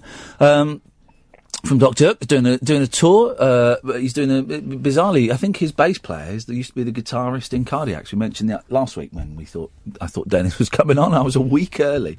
But I love Dennis and I love Dr. Hook, and strangely enough, so does Jason Cundy's boy. He's a big Dr. Hook fan. I've got to get a record signed for him. That's what we need to do. That's what we need to do. I've been arguing with a fraudster online today who's been posting in Monkey's Facebook pages. It's got some signed Monkey's pictures for sale. Oh. The worst, crappiest fakes I have ever seen in my life. And there's one site that I know the people that run, you can post it on there, and they go, what do you think of this? And they go, well, Mickey's looks okay, but Mike's is obviously fake. And they can really break it down. And they just weren't. Everyone just laughed and went, "They are awful." So I was teasing this guy, and was saying, "I'm interested. It's a lot of money." How much is he charging? For a signed picture of all four monkeys, $350. That's pretty good. You could get a lot more than that. I'm going, well, I'm not sure. I've got to check with my wife. And would you send to the UK and all of that? And then I just called him out and said, "You dirty, no good fraudster. Them's fakes." Them, how dare you slag off my business, sir? You better apologise. Them's fakes, you thief. Thing is, someone will see him and go, $350, because it's just about affordable. $350 for, I'll have that. Yeah. Fakes. Absolute fakes. Good evening, Errol. Good evening, Ian. How the devil are you? I've got a bit of a frog in my throat, Errol. Yeah, I could tell. Have we spoken before? No, first time caller. Fantastic. What have you got for us tonight, sir? I've just walked in from the pub and I heard mention of new words you haven't heard before. Catherine, please, could you explain to him before I lose my rag? We're inventing words. No. Oh, I think I've spotted your rag, Ian. Is it on the top shelf? We're using words or inventing words for good that aren't already in common usage. Is that okay? What we're doing is, so, like wicked has been corrupted to mean good, sick has been corrupted to mean good, bad has been corrupted to mean good. We are trying to corrupt a word to mean good. Oh, you're corrupting an existing word. That's correct. Aren't we also... Oh, go on then. Ian, if I may I? You mate. Oh, thank you. You're so polite. Thank you, sir. I'm polite with those who deserve it. Thank you. I appreciate that. A word that actually was introduced to me by you that I'd never heard anyone use in this context, and I use it all the time, and it always gets a laugh. Yes. Is spaff, as in spaffing off. Yes. Spaffing off, it's great, isn't it? Well, it can also be a noun. Yeah, to spaff. No. What's the noun? This is spaff. Verb is a doing word, isn't it? Yes. Verb is a So spaffing word. the noun, this, Yes. spaff. The spaff here. Oh, I do like a good spaffer. But that's the problem. But spaff means ejaculate or ejaculant. And Can't say that on this morning. you can't say that to Philip Schofield. Philip Schofield would never have ejaculated, so you can't. He won't have. So you can't. You can't say that. So no. You're not allowing it. No, I'm not. I'm not having your spaff. No. Can I ask you one question, Ian? I'm building up a dossier of your lifestyle choices. Okay. So it must be a very empty dossier if we've never spoken before. Yeah. Well, it's a general dossier made up of Ian's. Yeah. You're the last Ian on the list. I've spoken to, Which other Ians have you spoken to? Ian McKellen, Ian. There's loads, isn't there? Ian, Ian who I work with. If I had a job. Can I just say very quickly, thank you to Carol. We got some French girl I used to go out with. She could be. She's tweeted. Apparently, Jif was a made-up product for April Fool's Day in 1937, and there's been confusion ever since with the Sif product. That makes sense. Thank you, Carol. And there's loads of Ians. Sorry? Is that Jif with the J? Well, Jif was what? Yeah, we've had lots of people tonight pretending that Sif used to be called Jif, and I will not hear a word of that nonsense. Well, you know that in Turkish, if a word is written C-I-F, it's actually pronounced Jif. The C is pronounced as a G. Okay, but the actual... I may give you some insight into the minds of a Turk. No, steady on. I know that there's a Greek, Turk dispute. Yeah, there certainly is, isn't it? And but I've got one more question, if you'll allow me. Yes. What would you say is your most annoying characteristic? Being a radio host? Mine is that I don't care what anyone else says and I just want to convey my thoughts. Mine is probably being a radio host. Oh, I think that's endearing. Okay, well, thanks for calling. All the best. Oh. You cut him off mid-kiss. I don't care about that.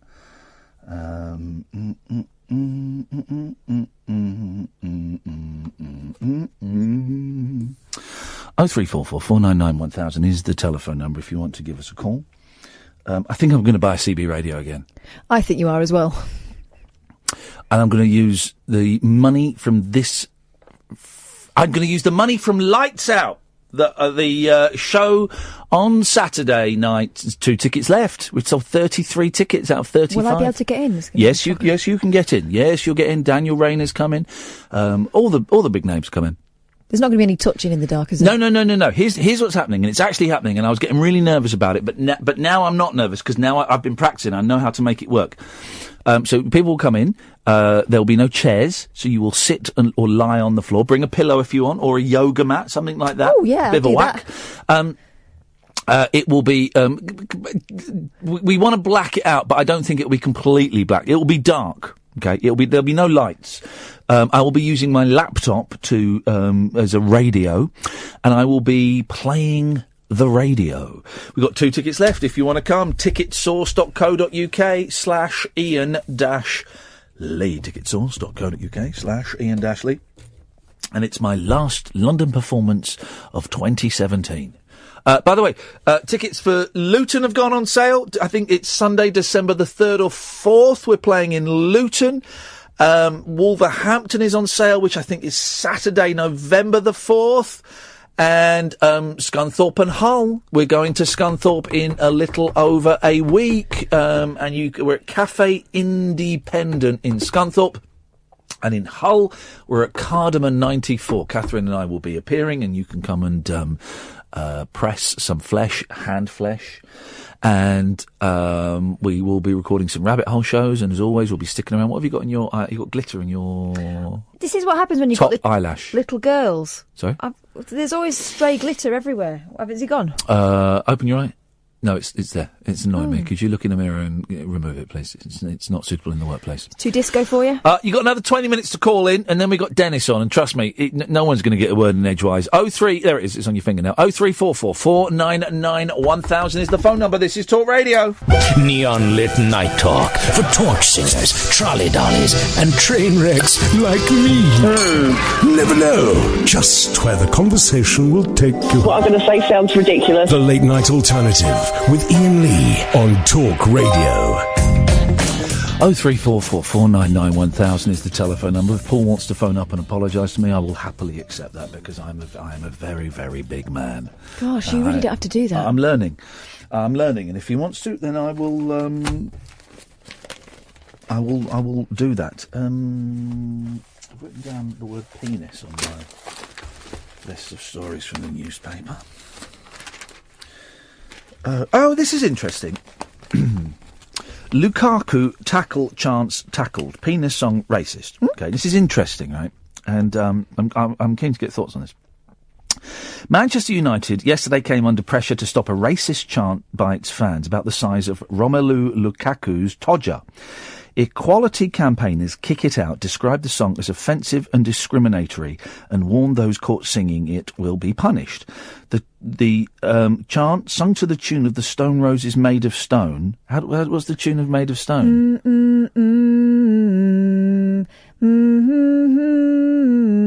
Oh, so it goes like this then. Romelu Lukaku, he's our Belgian scoring genius. He's got a 24-inch penis, scoring all the goals. Kick It Out said racist stereotypes are never acceptable, irrespective of any intention to show support for a player. This is interesting. This is genuinely really interesting, right? United confirmed it is working with the group and the FA to address the issue, not the Stone Roses, with the Kick It Out. Belgian striker Lukaku, 24, has scored 7 goals since joining the Red Devils.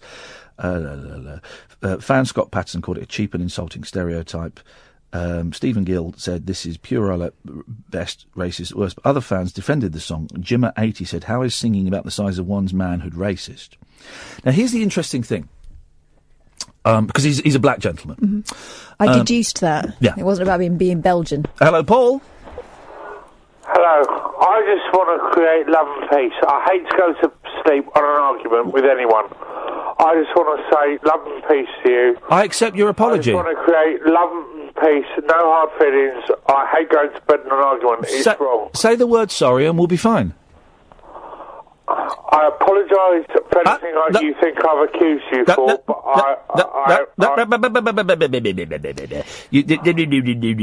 You either say sorry and you're sorry, or you're not. And if you're not, that's fine. But you weren't listening to the show at any point tonight. I am sorry that I might have got the point of the show wrong by not using an original word. All right. And the thing about me saying that I thought you were going to drill my teeth out, which I didn't say. No, I think maybe you might have been implying certain things. No, was not implying anything. I was saying. Understand why I thought that though? Yeah, because you're an idiot. I was saying I had a caller who several times threatened me physical harm, and I preferred him over you. I didn't say that you were threatening physical harm. I didn't say that you were training to be a dentist. I understand why some listeners might think that. No, I can't. I can't because I didn't.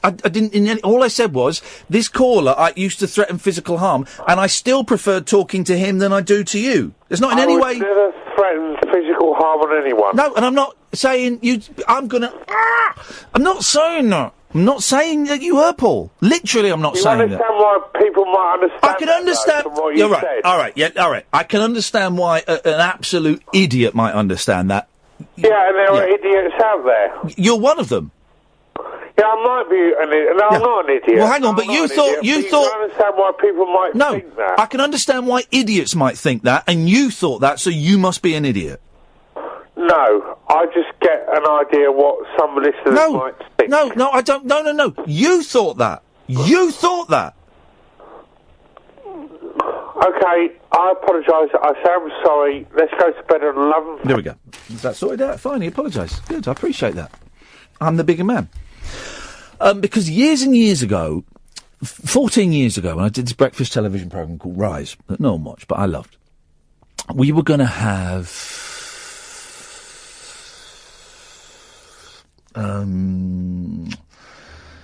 oh, God, what was his name? Linford Christie. Mm-hmm. Okay. And it was at the time... Linford Christie, I think his running career had come to an end. And the producers had an idea we were going to do a thing about his lunchbox. That's all everyone talked about. His lunchbox. But he had recently come out saying that the talk of his lunchbox, saying he had a big penis, was racist. Right. Because of the racial stereotype that people have that black men have big willies. Well, I remember the lunchbox because it was quite visible. Yep. But his argument was that by focusing on the lunchbox, this is how I remember it. It was a long time ago, but I'm pretty sure this is how it was explained to me. That by focusing on the lunchbox, we would be society was focusing on the racial stereotype that black men have bigger penises than white men. Now, I have absolutely no idea if that is if that stereotype is based on truth or not. I've got absolutely no idea. But it is in some way saying that black men are different because the society believes they have bigger penises than white people. It also objectifies them. Yeah. The objectification at the time wasn't the problem. It was the racism of it. Yeah. And at the time, I didn't get it. And I kind of thought, oh, man, it's sour grapes. And over time, every now and then, not all the time, I'm not lost sleep over it. Every now and then, though, that incident, and I don't think he came on in the end, so it was a moot point, but that incident just keeps popping up my head, and I keep reassessing it, and then it just goes back down, and then maybe a year later it will come up, and then it'll go back down. And over time, I get it. I get it. Of course I get it. I get it now. I totally get it now.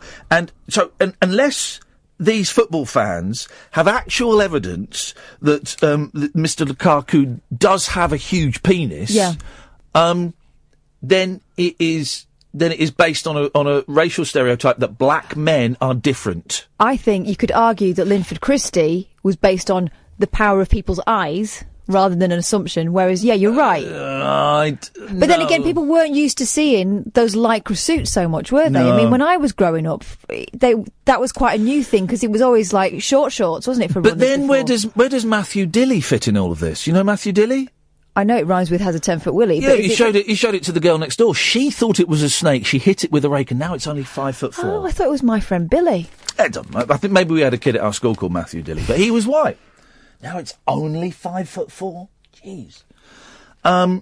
So I get it. Yeah, I get it. I get why that is unless there is actual evidence that Mr. Lukaku has a huge penis, you are saying he is black and he is different. Mm-hmm. He is physically different because of his racial heritage, and I get it.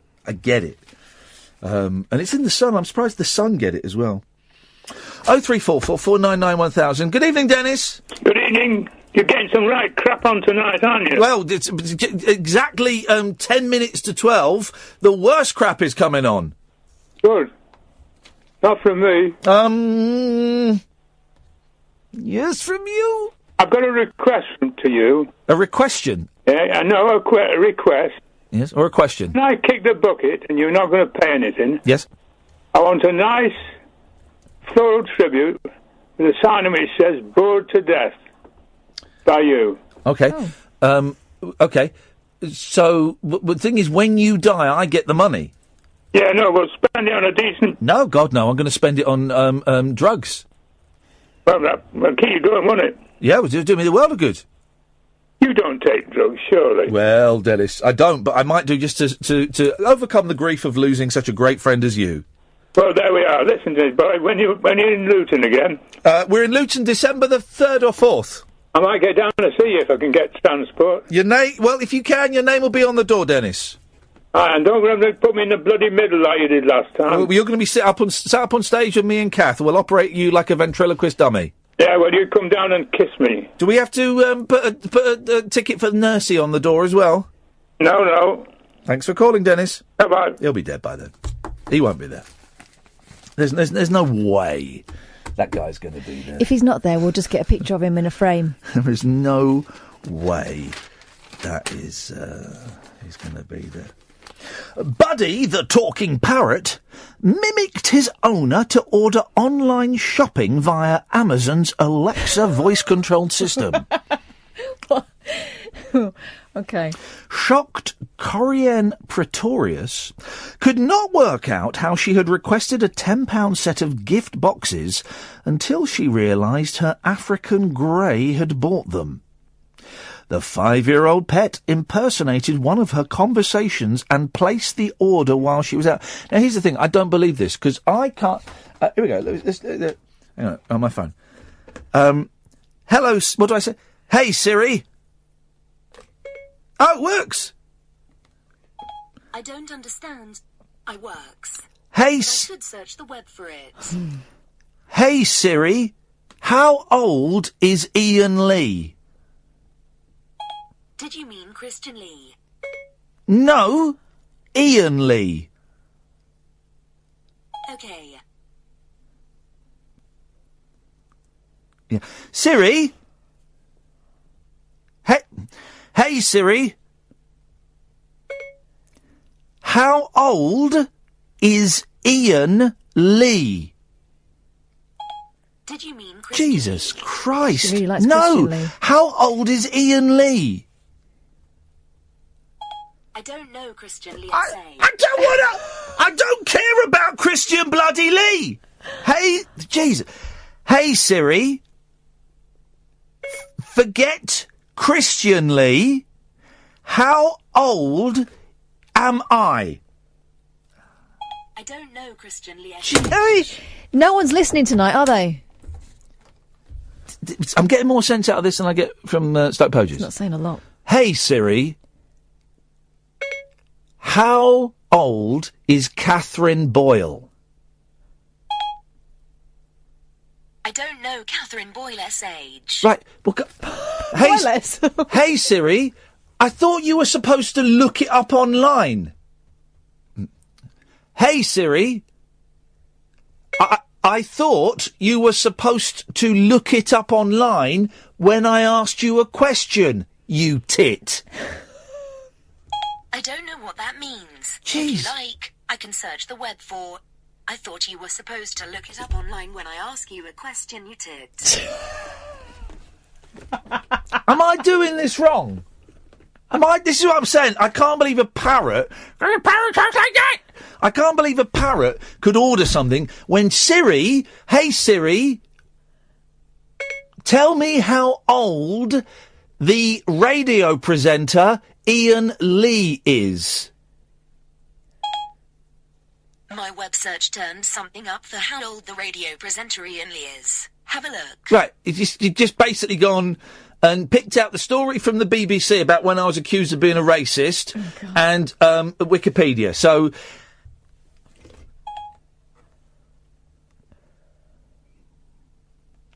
She's I dumped that, I but... couldn't find, don't you go and... What? Yourself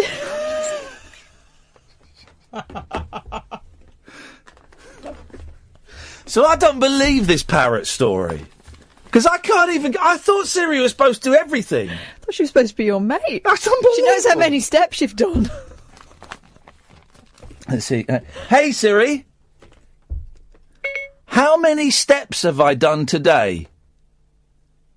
I can't answer that on your iPhone, but you can find it in the help app. Jesus. What absolute rubbish. What a lazy cow.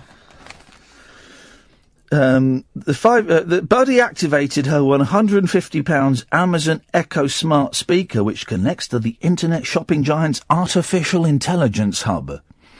Users can shout commands at it to control heating, order a takeaway, or access a host of other services. It can even tell the name of radio celebrities and ages. Footage filmed by South African-born Corianne now shows Buddy squawking, "Alexa!" in her voice. Say what? Alexa! The bird adds in the film...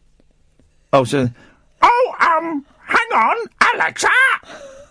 As Buddy shrieks, the top of the device on a shelf next to his cage can be seen to be lighting up blue, showing just how the shopping was made.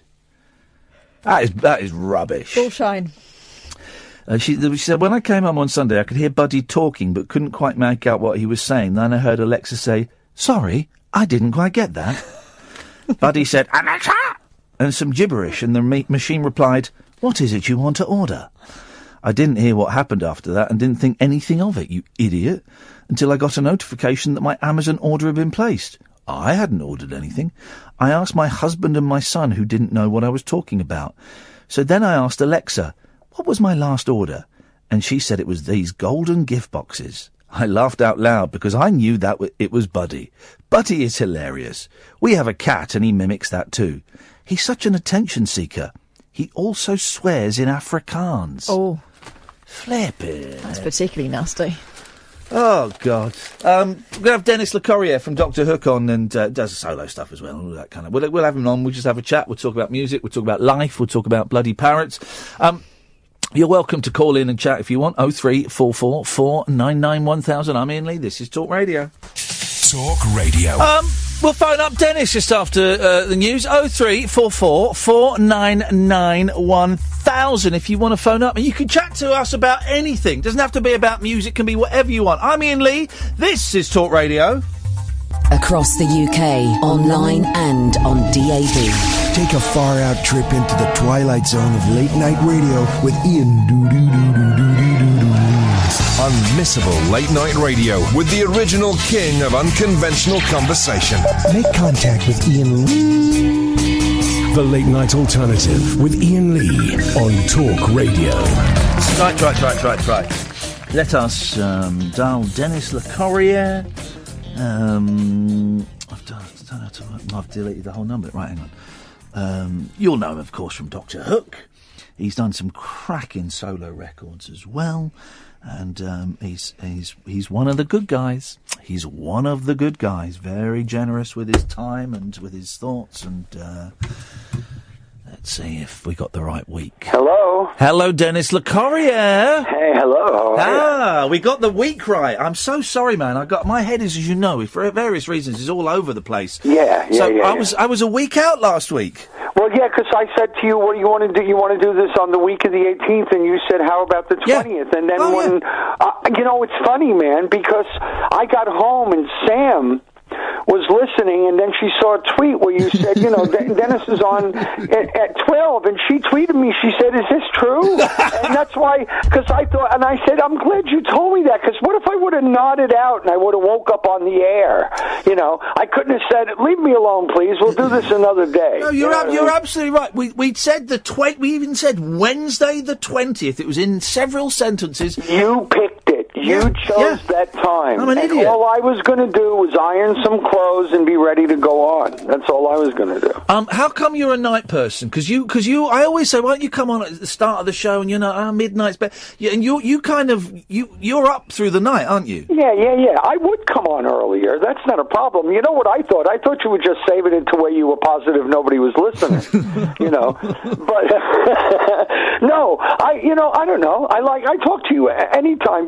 We speak so rarely personally, although we like each other. So that it's like, when you don't see somebody for a long time and then you see them and you say about 1 million things, and then when you hang up, you go, oh, there was still about 1 million that I wanted to say. That's why we have this running joke. At least I don't take it seriously. You guys may think it's true for some reason that I dominate the conversation, But I like talking to you, man. I really do. And I love it as well. And we don't get to catch up with each other properly, but and there's stuff going on that I went on to on there. But you offer, you kind of share your wisdom and your experience with stuff that is similar stuff that you've gone through, and I appreciate it. And I tell you what's weird, Dennis, right? Yeah. Is because I did used to listen to you when I was like 7, 8 years old, because right. As you know, you met my mum. My family, my mother used to listen to me when I was 7 or 8 years old too, and then she kind of gave up. Well, did she used to listen to you though? Yeah.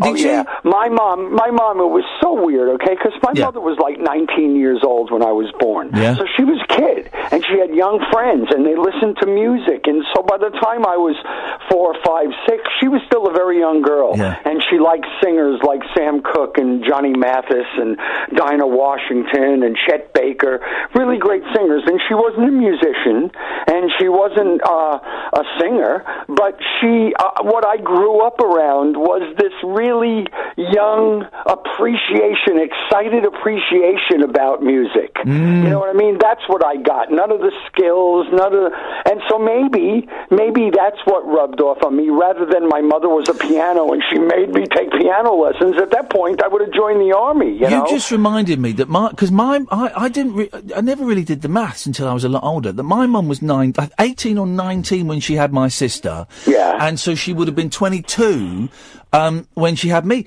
Yeah. And you're right.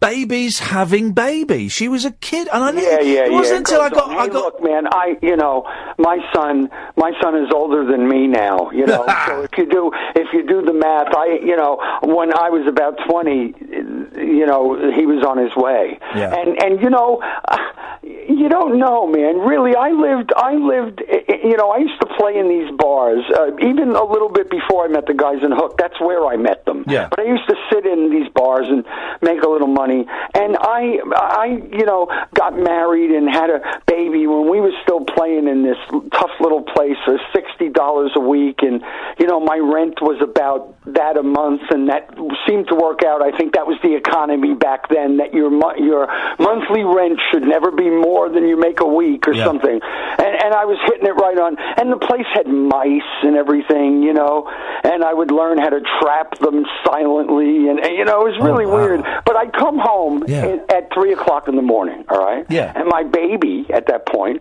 was just wanted to be fed about that time, and so it kind of was perfect. I'd play 6 sets a night, and I'd come home and walk up the hill, and there it was, and I'd go in, and I'd say, "Don't worry, honey, I'll do this." Yeah. And I'd, feed the baby, and lots of times he'd stay up till 11 a.m., and I'd be going, "Oh, my God." Yeah. But it seemed to be perfect. And I was 19 or 20, and it seemed to be perfect because it's all I knew. You know what I mean? And you do, at any point along the line there, you think, well, this is how it is, isn't it? Yeah. And you accept it.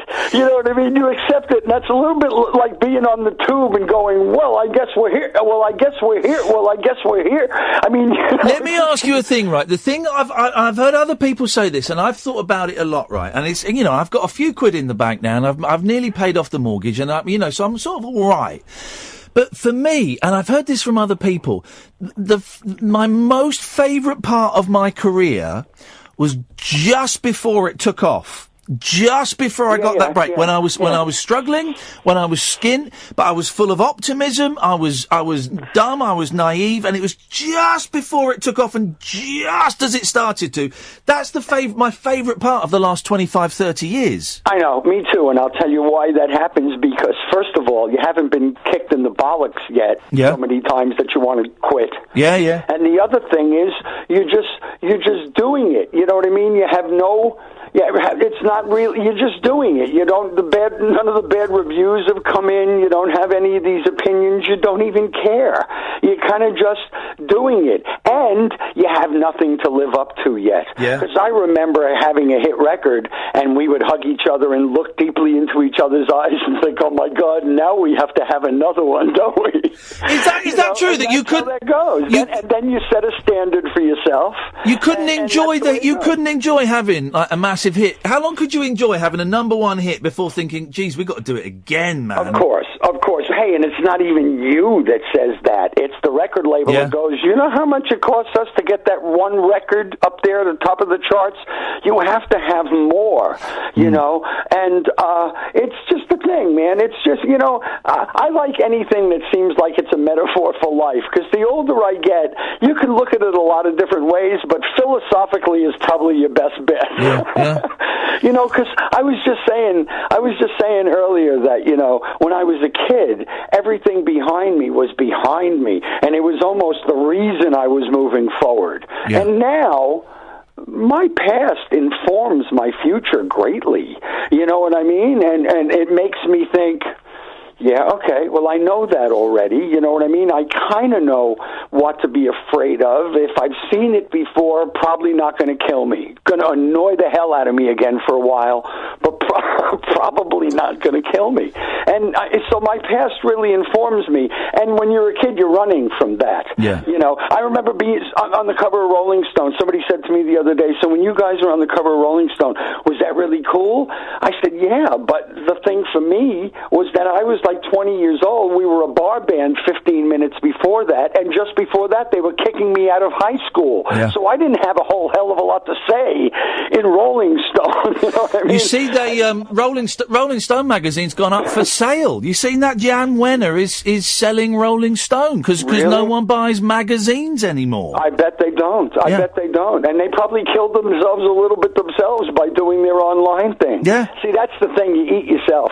But, you know, he probably has all to do with that. And he probably has something to do with if magazines ever start selling on Mars. They all have all that stuff covered now, man. Just like holograms, you know. Everybody has a hologram now just in case they hurt themselves. Hey, man, Kath's here with me. Hi. Hey, Kath. Listen, I know that you sit there quietly and probably get even more rest than Ian does when I'm on. But I also know that, you know, you sit there and you wait to you know, firmly catch our leader if he occasionally slips from the throne. You know what I mean? I get that. And you know what that slipping thing is, Ian? Yep. It's the velvet. Too much velvet. Velvet clothes, velvet seat, no traction. Yeah. You know what I mean? So Yeah. it's not even an emotional thing. It's purely cosmetic and material. So. Do you get bored with it? Do you get bored doing the same? Here's the thing, right? Do you get frustrated that you're always introduced as from Doctor Hook? It's Dennis LeCorrier from Doctor Hook. So that's kind of like your surname is from Doctor Hook. Yeah, and you can do a concert and you can have, and I know you've done some brilliant solo albums, right? But if you can do songs from that and they'll get well received. But people want Sylvia's Mother. Does that ever get? That must get a bit frustrating. It's like they can't hear what you've done in the last 10 years. Yes, and you know something? When it felt frustrating for me, when it felt like, oh, come on, what do you mean you remember who I used to be? I'm 36 years old. Yeah. You know, when it got to be that, I stopped doing it because there's no sense taking it out on the audience. Yeah. What, you still like me? Would you leave me alone? You know, you can't do it, man. You know, once you start despising your audience for enjoying what you do or wanting to go back in time with you because that's where they met you, then you got to walk away. And at this point in my life, man, I put out the solo albums. I did some acting. I mean, you know, I'm not a big aspirations guy. I've been pretty organic. I've let one thing lead to another, and sometimes it's been a disaster, but a lot of times it's been like, wow, you know, this is really cool. And so that's what I've kind of done. And yeah, Hook's always been in the middle of that, but I took my chances, man. I went out there solo for 10 years with 3 guitars and sang new stuff. And I'll tell you, you were talking about also when you feel the most creative. Yeah. One of the most creative periods in my life when I really felt like a, quote, artist, unquote, was somewhere there in my solo career where I'd had an album out or just before it, and I was actually going out on stage and playing to a reasonably sized, you know, audience, playing new songs. Yeah. And then they'd like them, and then I'd record them. And then they'd come out, and that seemed like the proper chain of events to me. Yeah. You know what I mean? It really did. And for a little while, that actually occurred. But, man, I tell you, at this point in my life, I have the luxury, and it really is one, of knowing when I walk out on stage that there's going to be a packed house, and that's the part that could go up or down. But the thing I really know is there's going to be someone out there, and they really like this stuff, man. They really, really do. And that has never embarrassed me. The only thing that ever embarrassed me if I were to let myself atrophy in the face of that. Yeah. Oh, it's pop popular. Get me a blue shirt. They love the blue shirt. I know what 20 songs I'm going to sing till I throw up. Then you leave it alone until that's not how you feel. I tell you what I find fascinating, right, is you've got a brilliant new band now. Yeah, great. Unbelievable, man. John Poole. I say to them, I'm going to walk the tightrope. Just keep the rope tight. And, man, they're unbelievably good. They really are. And nice people, too. Nice to be with in those conditions. Is it John Poole? Is he playing your bass? Yes, right. Yes. Now, I sort of used to know John in another told lifetime. He told me to say hello to you and thank you for reminding me. No, he was in the... he was in Cardiacs, and he was in the Wild Hearts as well. I know. And the funny thing about that, and he plays with Willie Dowling in Dowling Pool. Yeah. And Willie's brilliant and, and subversive in everything. And these guys, in their own environment, they're like... I don't know. I don't even know what to say. It's not goth. It's brilliant music. I mean, it's brilliant. Oh, it's psychedelic. It's rock. It's pop. It's nuts. Yeah. But then it makes me laugh because they really like being in Dr. Hook, and I think that's really cool, man. It is. Because you never know who's paying attention. You really, really don't. And the funny thing is, and I've said this a couple of times in the last month or so somewhere because it's dawned on me, but we all spend our whole lives beating ourselves up for stuff we shouldn't have done, stuff we should have done. We really do, for mistakes we would have made. And at this point in my life, I don't feel like I'm falling back or leaning too heavily on my past when I say this is a golden opportunity for me to celebrate one of the few things I apparently did right.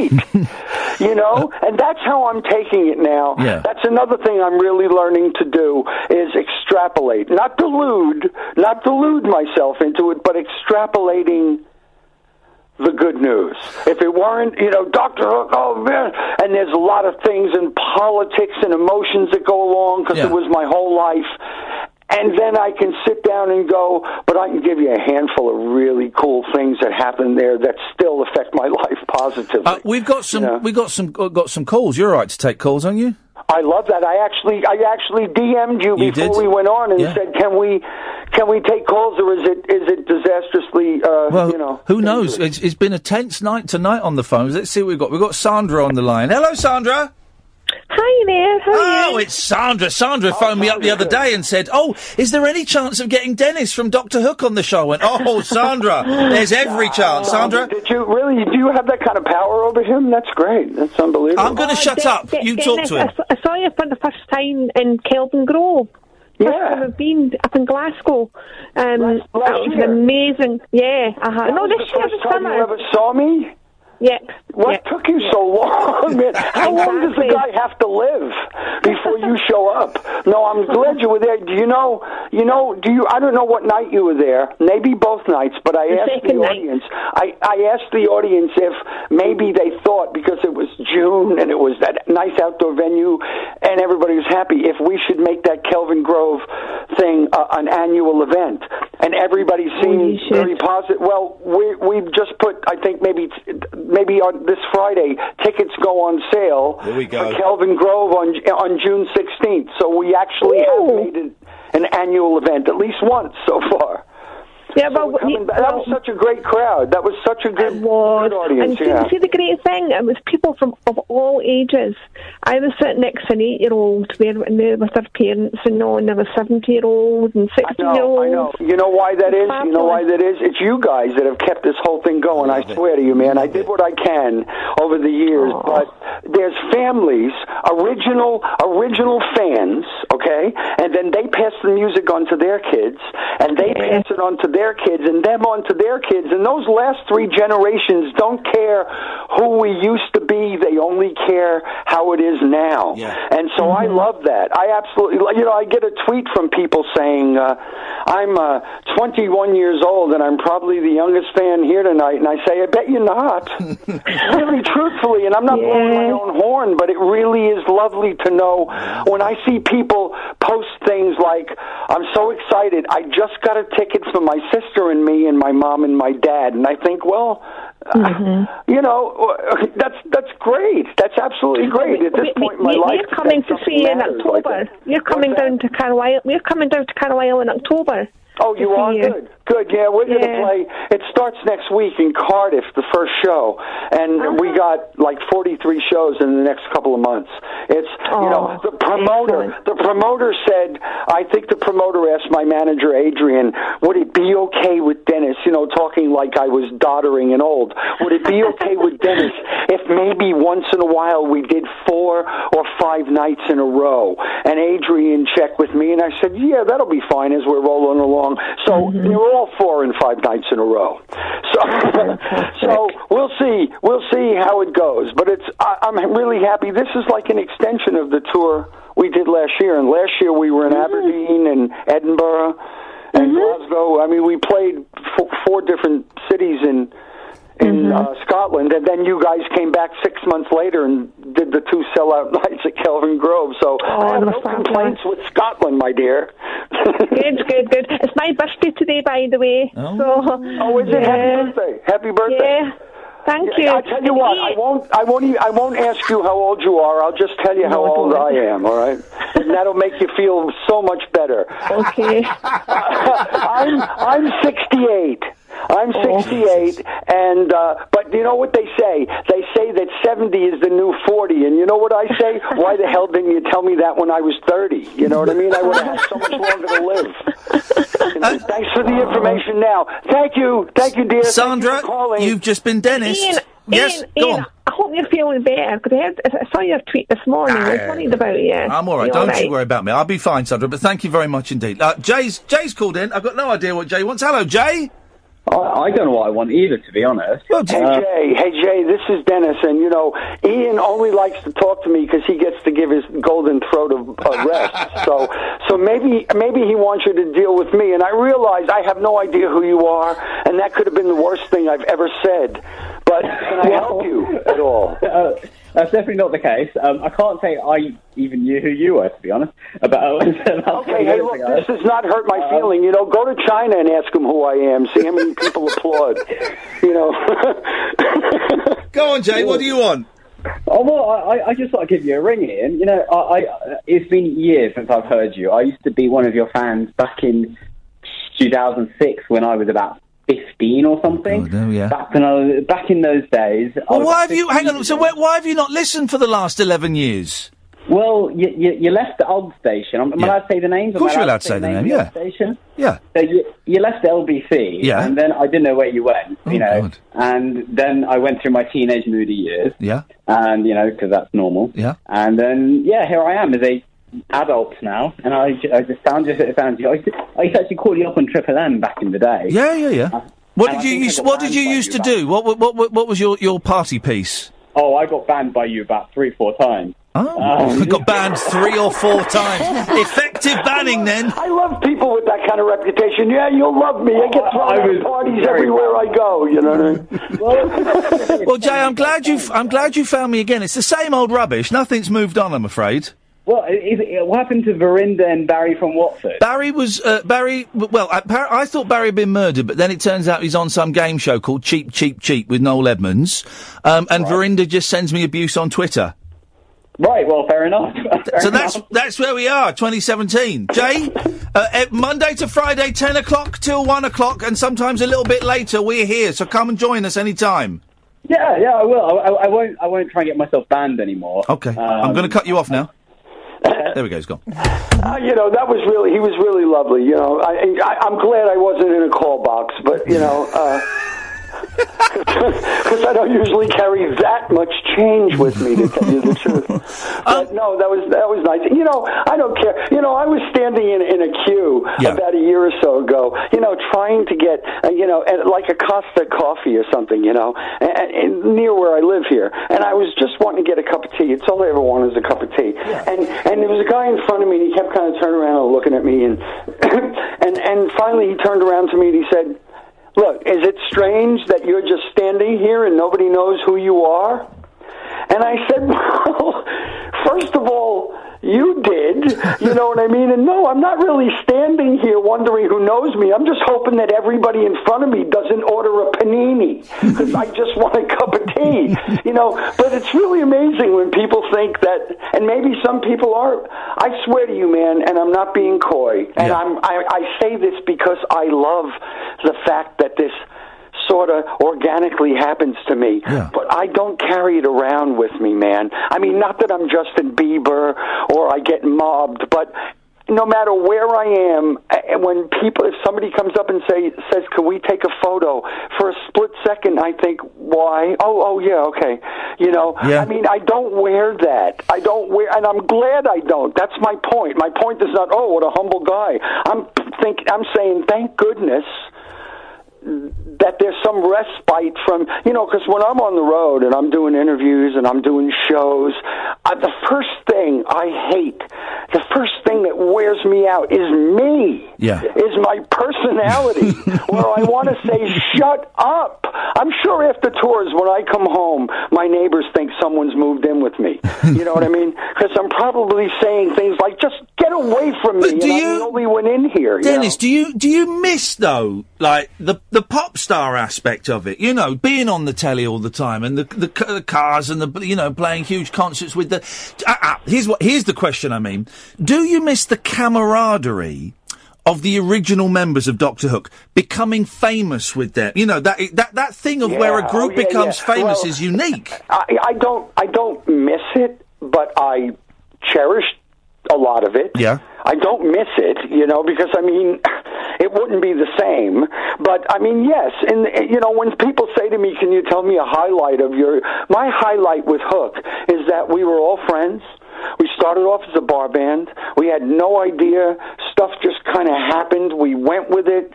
We got lucky. We met Shel Silverstein. We were kind of unique because we didn't look like each other, and we were irreverent, and we played with everybody. We were support act for, you know, from everybody. You know, I've told you this before, Stevie Wonder and Kiss and Alice Cooper and Cheech and Chong and the Eagles and Emerson, Lake and Palmer, and I tried to make a list the other day, and I gave up. You know, I really, really did. We opened one time for the Mahavishnu Orchestra, okay, in a college town, and I'm talking about the Dr. Hook where I look like Bigfoot with a guitar, okay? That Dr. Hook, you know, potatoes in the beard. And we opened for Mahavishnu Orchestra. I mean, the original, you know, with, you know, all the brothers, Billy Cobham on drums and Jan Hammer, and it was a college town, and all these musical people showed up and got in this little in the round thing waiting to be blown away by this, you know, stuff that was going to happen, and instead they had to deal with like 35 minutes of us. Yeah. And I remember my opening line, because I always used to try to break the ice, if not for everybody, at least for us. I said, I know coming out here tonight expecting to see Mahavishnu Orchestra is probably like finding a pubic hair at a bake-off, but just eat around us for a few minutes. And it worked. It made the point to some of the people, and the rest of the people just thought, okay, well let's just sit here for 35 minutes, because now we're not really sure what's going to happen, you know? Yeah. But it was good training grounds. But I don't miss, and we did that stuff together. And we were like a pack of chimpanzees, you know, and we'd sit up in a tree going, what just happened? You know, it was like when you hear, we weren't insulated and we weren't famous and we weren't in armored cars, but it's a little like the tone that you hear the Beatles say when they say, you know, we were in the middle of this thing. Yeah. And we were there together. Oh, it's a shared experience, did have that with these guys. It was really, it's why, you know, we won't go into it, but it's why it gets heartbreaking when there's animosity that gets, but that's life, man. That's it, you know, because the cool thing about Hook there was no two of us that were like each other. Yeah. Ray and I were the front guys.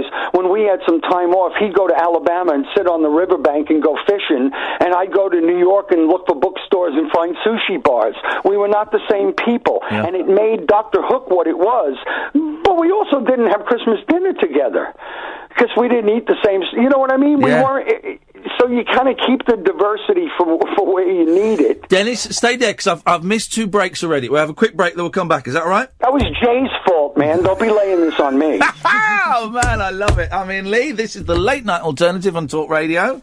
Whispering lunar incantations for cross-parents, cross-dressers. Did you know this about me? And cross-rail workers. Steel and polycarbonate. The Late Night Alternative with Ian Lee. I've got a very poor internet connection. On Talk Radio.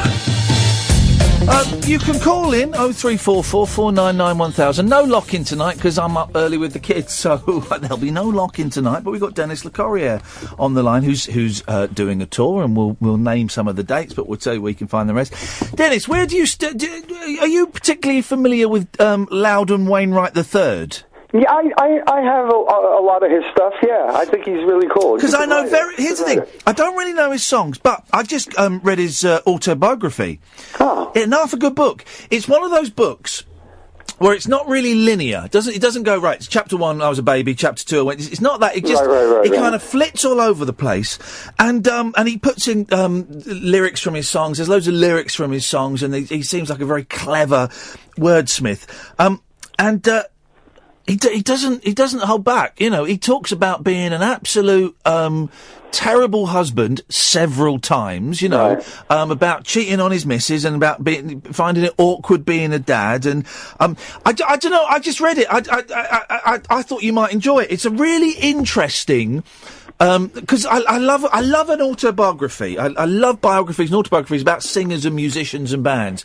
But every now and then you get one that just doesn't fit into the usual mould. It's a good read. It's a good read. No, he's a clever guy, and his whole musical thing from his children, Martha and Rufus and the McGarrigles. I mean, it's obviously it was all there. But the thing that the first place I heard of Loudon Wainwright when he was very early. I think he was even on the same label as Hook was. Yeah. CBS was when we used to ride down the road in the rent-a-car and go through America and turn radio dials and try to find our song, which at that point was Sylvia's Mother. Yeah. And I got really good at that was it, and I really did. I swear to God, it was like uncanny, you know what I mean? And the reason I bring that up now is because another song that was always on the radio at that time was Loudon's Dead Skunk in the Middle of the Road. It was a huge hit. Yeah. And I got to be able to go, yep, that was Dead Skunk, I mean, but it was I like his stuff. That would be interesting to... It's a good read. Do you know what? Hopefully he's going to come on the show. Once he's been on the show, I'll send you it. You can have a read of it. Can I ask you something about him? Because you read the book. Of course you can. Does he mention anything in there about how he might have felt like the fact that they immediately jumped on him and started calling him the new Bob Dylan might have damaged him a little bit? He talks about that a lot. Yeah, he does, actually. He really, really did. I mean, I was in New York, and it really, really was, and I've heard little bits of regret from him going, Jesus, I think he might even have a song about how I'm the next Bob Dylan or something. He does. He talks about it, and he talks about finding it, because he was a kid, like in his 20s or something, and he says he found it exhilarating and thrilling, and then when his first album didn't really sell that well, but got loads of critical acclaim, he kind of had to rethink it. The second album didn't sell that well, but got loads of critical acclaim, and then he went, actually, I'm not Bob Dylan, I'm Loudon Wainwright III. He talks, he's really funny as well, because Dead Skunk is the hit, the chart hit, and you can't really tell anything about the guy from that. That could have been, any record on Dr. Demento, And he writes, there's a chapter about Dead Skunk, right? And it's just over 2 pages long, and basically he says he's grateful for the audience that it bought him, but he's embarrassed. Sometimes he hates it, and sometimes he doesn't do it, but sometimes he knows he has to do it, and it's just really interesting. And I wondered if you felt the same about Sylvia's Mother, that one song. No, not that. I tell you what, I've come to love those story songs. I never hated any of them, okay? I shied away from them for the thing we said 30 minutes ago. Yeah. I was more worried about just giving in giving in to that and going, why do I have to think? And, there's a really good songwriter, and we had a couple of hits, not Shell, but, we had a couple of things that we recorded of his in Nashville, and he's a very, very successful guy. And when the band broke up, I said to him, and I was really out to sea. I didn't know what I was going to do. I kind of called the farewell tour, and that was it. And I didn't do that because I knew what was coming next. I just knew what needed to not happen anymore in my life. So, and make a little room for that, even if I had to free fall for a second. And I just kind of flowed with that, and for a little while. And then when I started thinking about recording, I called this guy and I said, hey man, you know what? I'm thinking about recording again. Why don't we write some songs? And he said to me, why should we write? I have 1 million songs you could record. And I thought, what am I, a mannequin? Gino Versace? Yeah. Really, I'm sorry, but that's just a strange, and maybe it was supposed to be flattering, but I was going, why don't we create something? And him saying, why? I've got plenty in this drawer over here. I'm sure I can find a pair of pants that fit you. Yeah, no, it was very, very strange. It was very strange, and so that's kind of what I didn't want to do. I felt that it was probably more valuable to me to go out and fail at a couple of things. Okay? Oh, I like that. No, really, I swear to you. And to tell you the truth, there's nothing I did that set the world on fire, but a couple of them set my world on fire when I did that play at Lincoln Center for Shell. Yeah. And he loved it, and Paul Simon loved it, and the critics. It was just brilliant because I'd never done it before, and I grabbed it, and it was great. It didn't really even make me want to do it again. It didn't make me go, well, now I'm an actor. But what I did feel is if it ever came along again organically, I wouldn't feel quite as awkward approaching it. It's really interesting what you say about failure. It's kind of become one of my little lines over the last couple of years. Never be afraid to fail, because if you keep doing good stuff, you don't learn anything. It's when you cock it up and when you balls it up. That's when you learn. There's a great line in like maybe the first episode of Game of Thrones, but it's very early in the first book, and I tried to read the first book, but I was and I'm on the road and I'm afraid of dragons out on the M5, but I'm reading the thing, and there's this great line, and this kid, and he's saying to his father, but Father, I'm afraid. And the father says, it's okay to be afraid, you have to be brave. And the kid says, but can you be afraid and brave at the same time? And the father said, it's the only time you can be brave. And it makes perfect sense, because it's really not the successes that do, and I know this all sounds so cloyingly philosophical, and I think I saw that in a greeting card once, but it's really not that makes you who you are. No, exactly. And another thing you don't know is if you get to a point, and here I am going to try to sound like Yoda, but if you get to a point in your life and you look back on it, you can assess. I got this little poem I wrote recently that says, fortunes come and fortunes go, fleeting like a breeze. All I'll ever need to know is final tally, please. Because it's going to change so many times, man, that it's a good thing to just run with it, and if you think you're going out, go, how'd I do?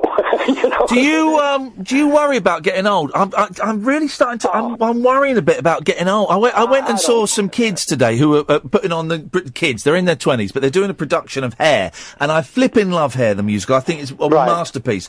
And I came out feeling old, man. I came out and felt old, and it scares me.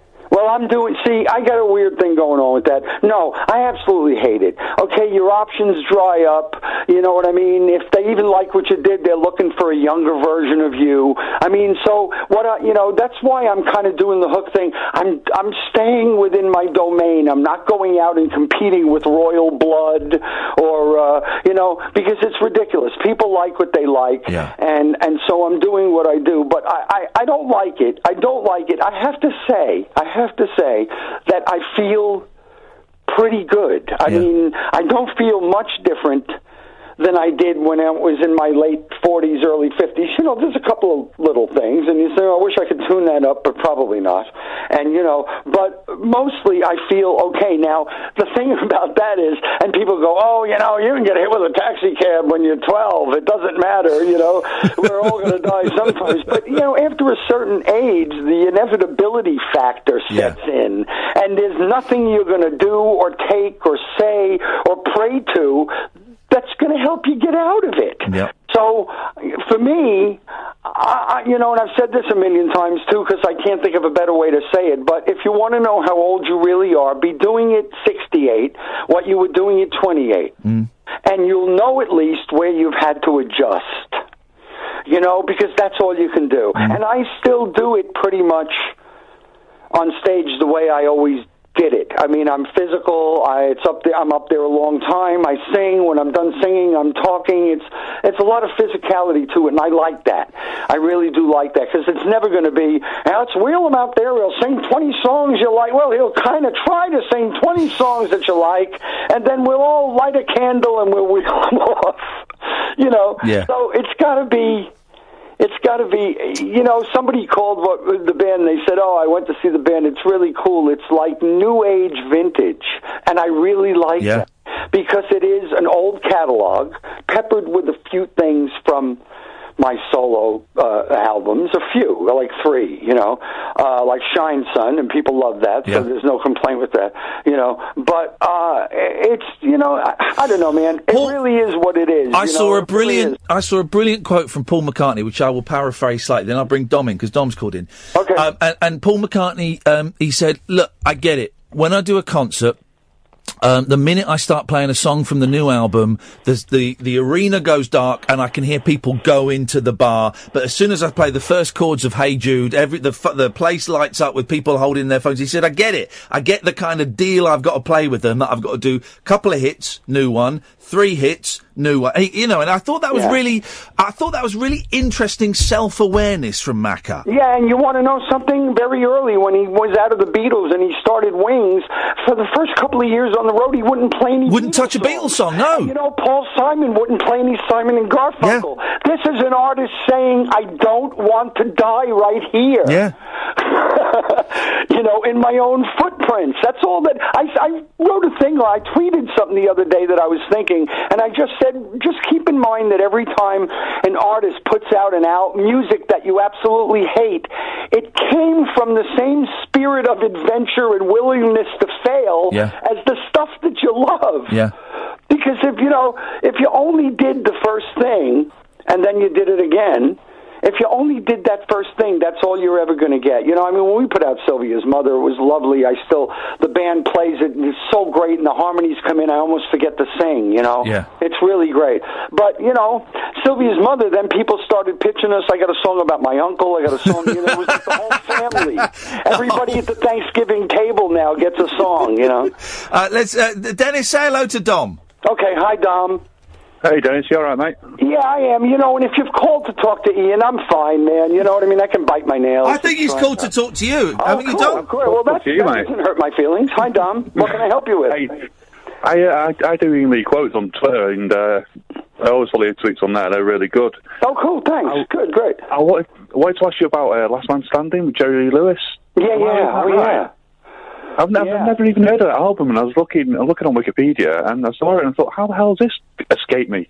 Yeah, no, I know, man. I found out because of the song you're probably talking about. But, Jerry Lee Lewis on Last Man Standing cut a bunch of things, and he and Willie Nelson recorded a version of Couple More Years. Oh, and, it's great because these 2 seasoned guys are singing Couple More Years. And, I always say when I wrote that with Shell, I was a kid, I didn't even really fully understand what the hell it meant to have a couple more years on everybody. It's like, who was I talking about? But what a great thing, man.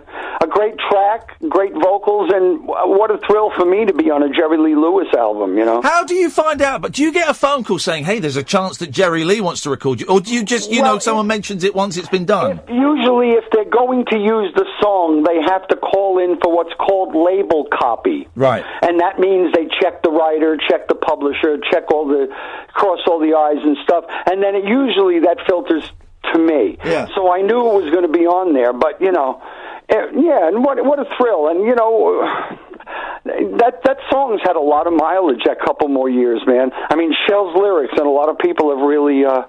it's resonated with a lot of artists. I mean, you know, Lou Rawls cut that thing, and, you know, Waylon Jennings cut that thing, and Willie cut it on his own. Didn't and, Dylan do one of your songs? Dylan recorded a version, not on record, but in the film Hearts on Fire of that same song. Oh, is it that song? Yes. Oh, man.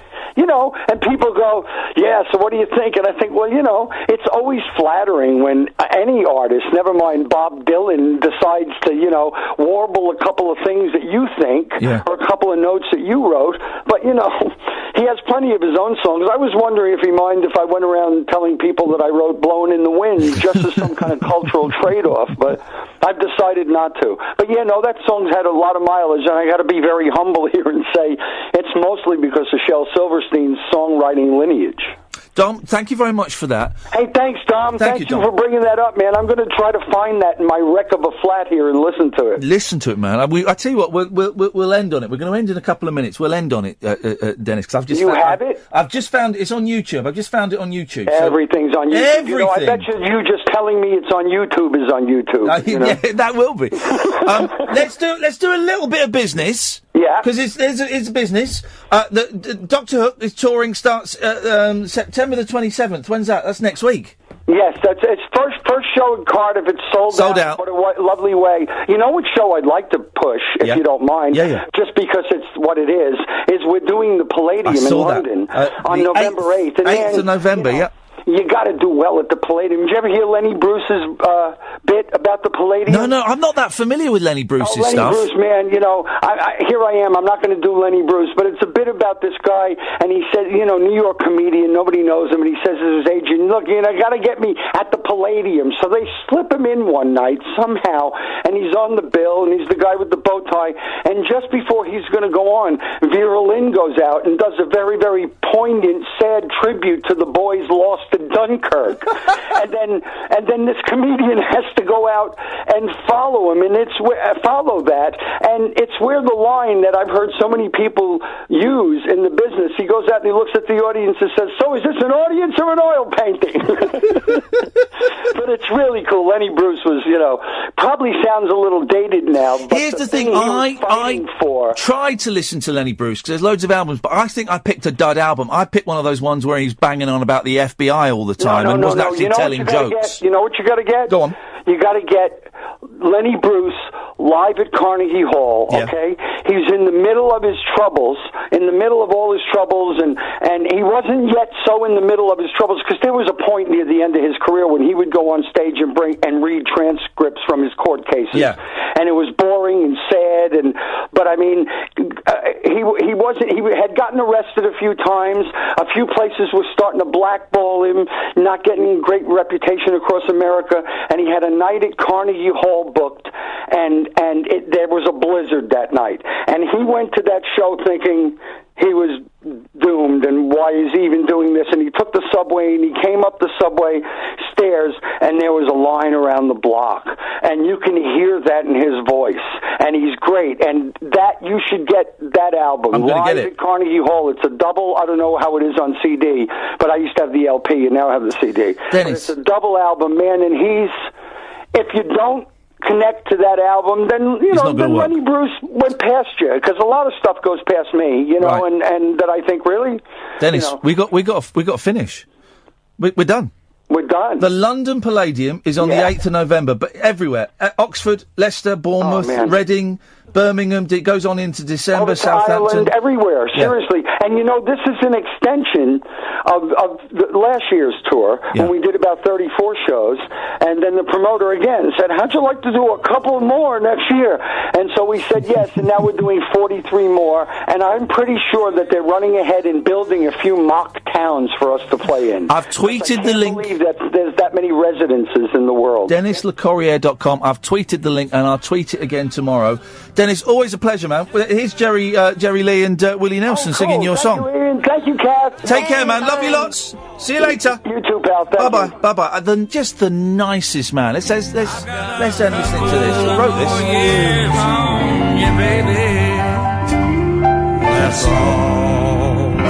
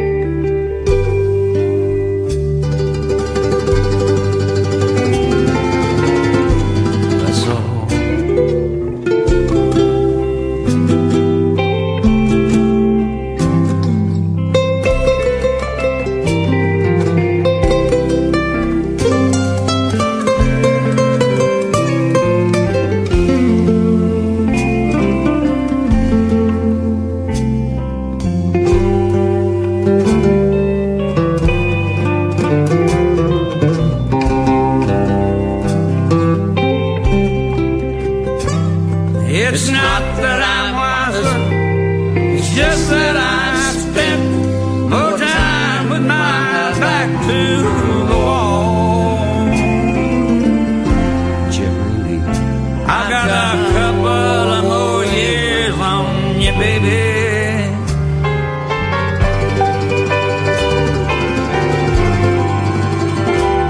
That's all.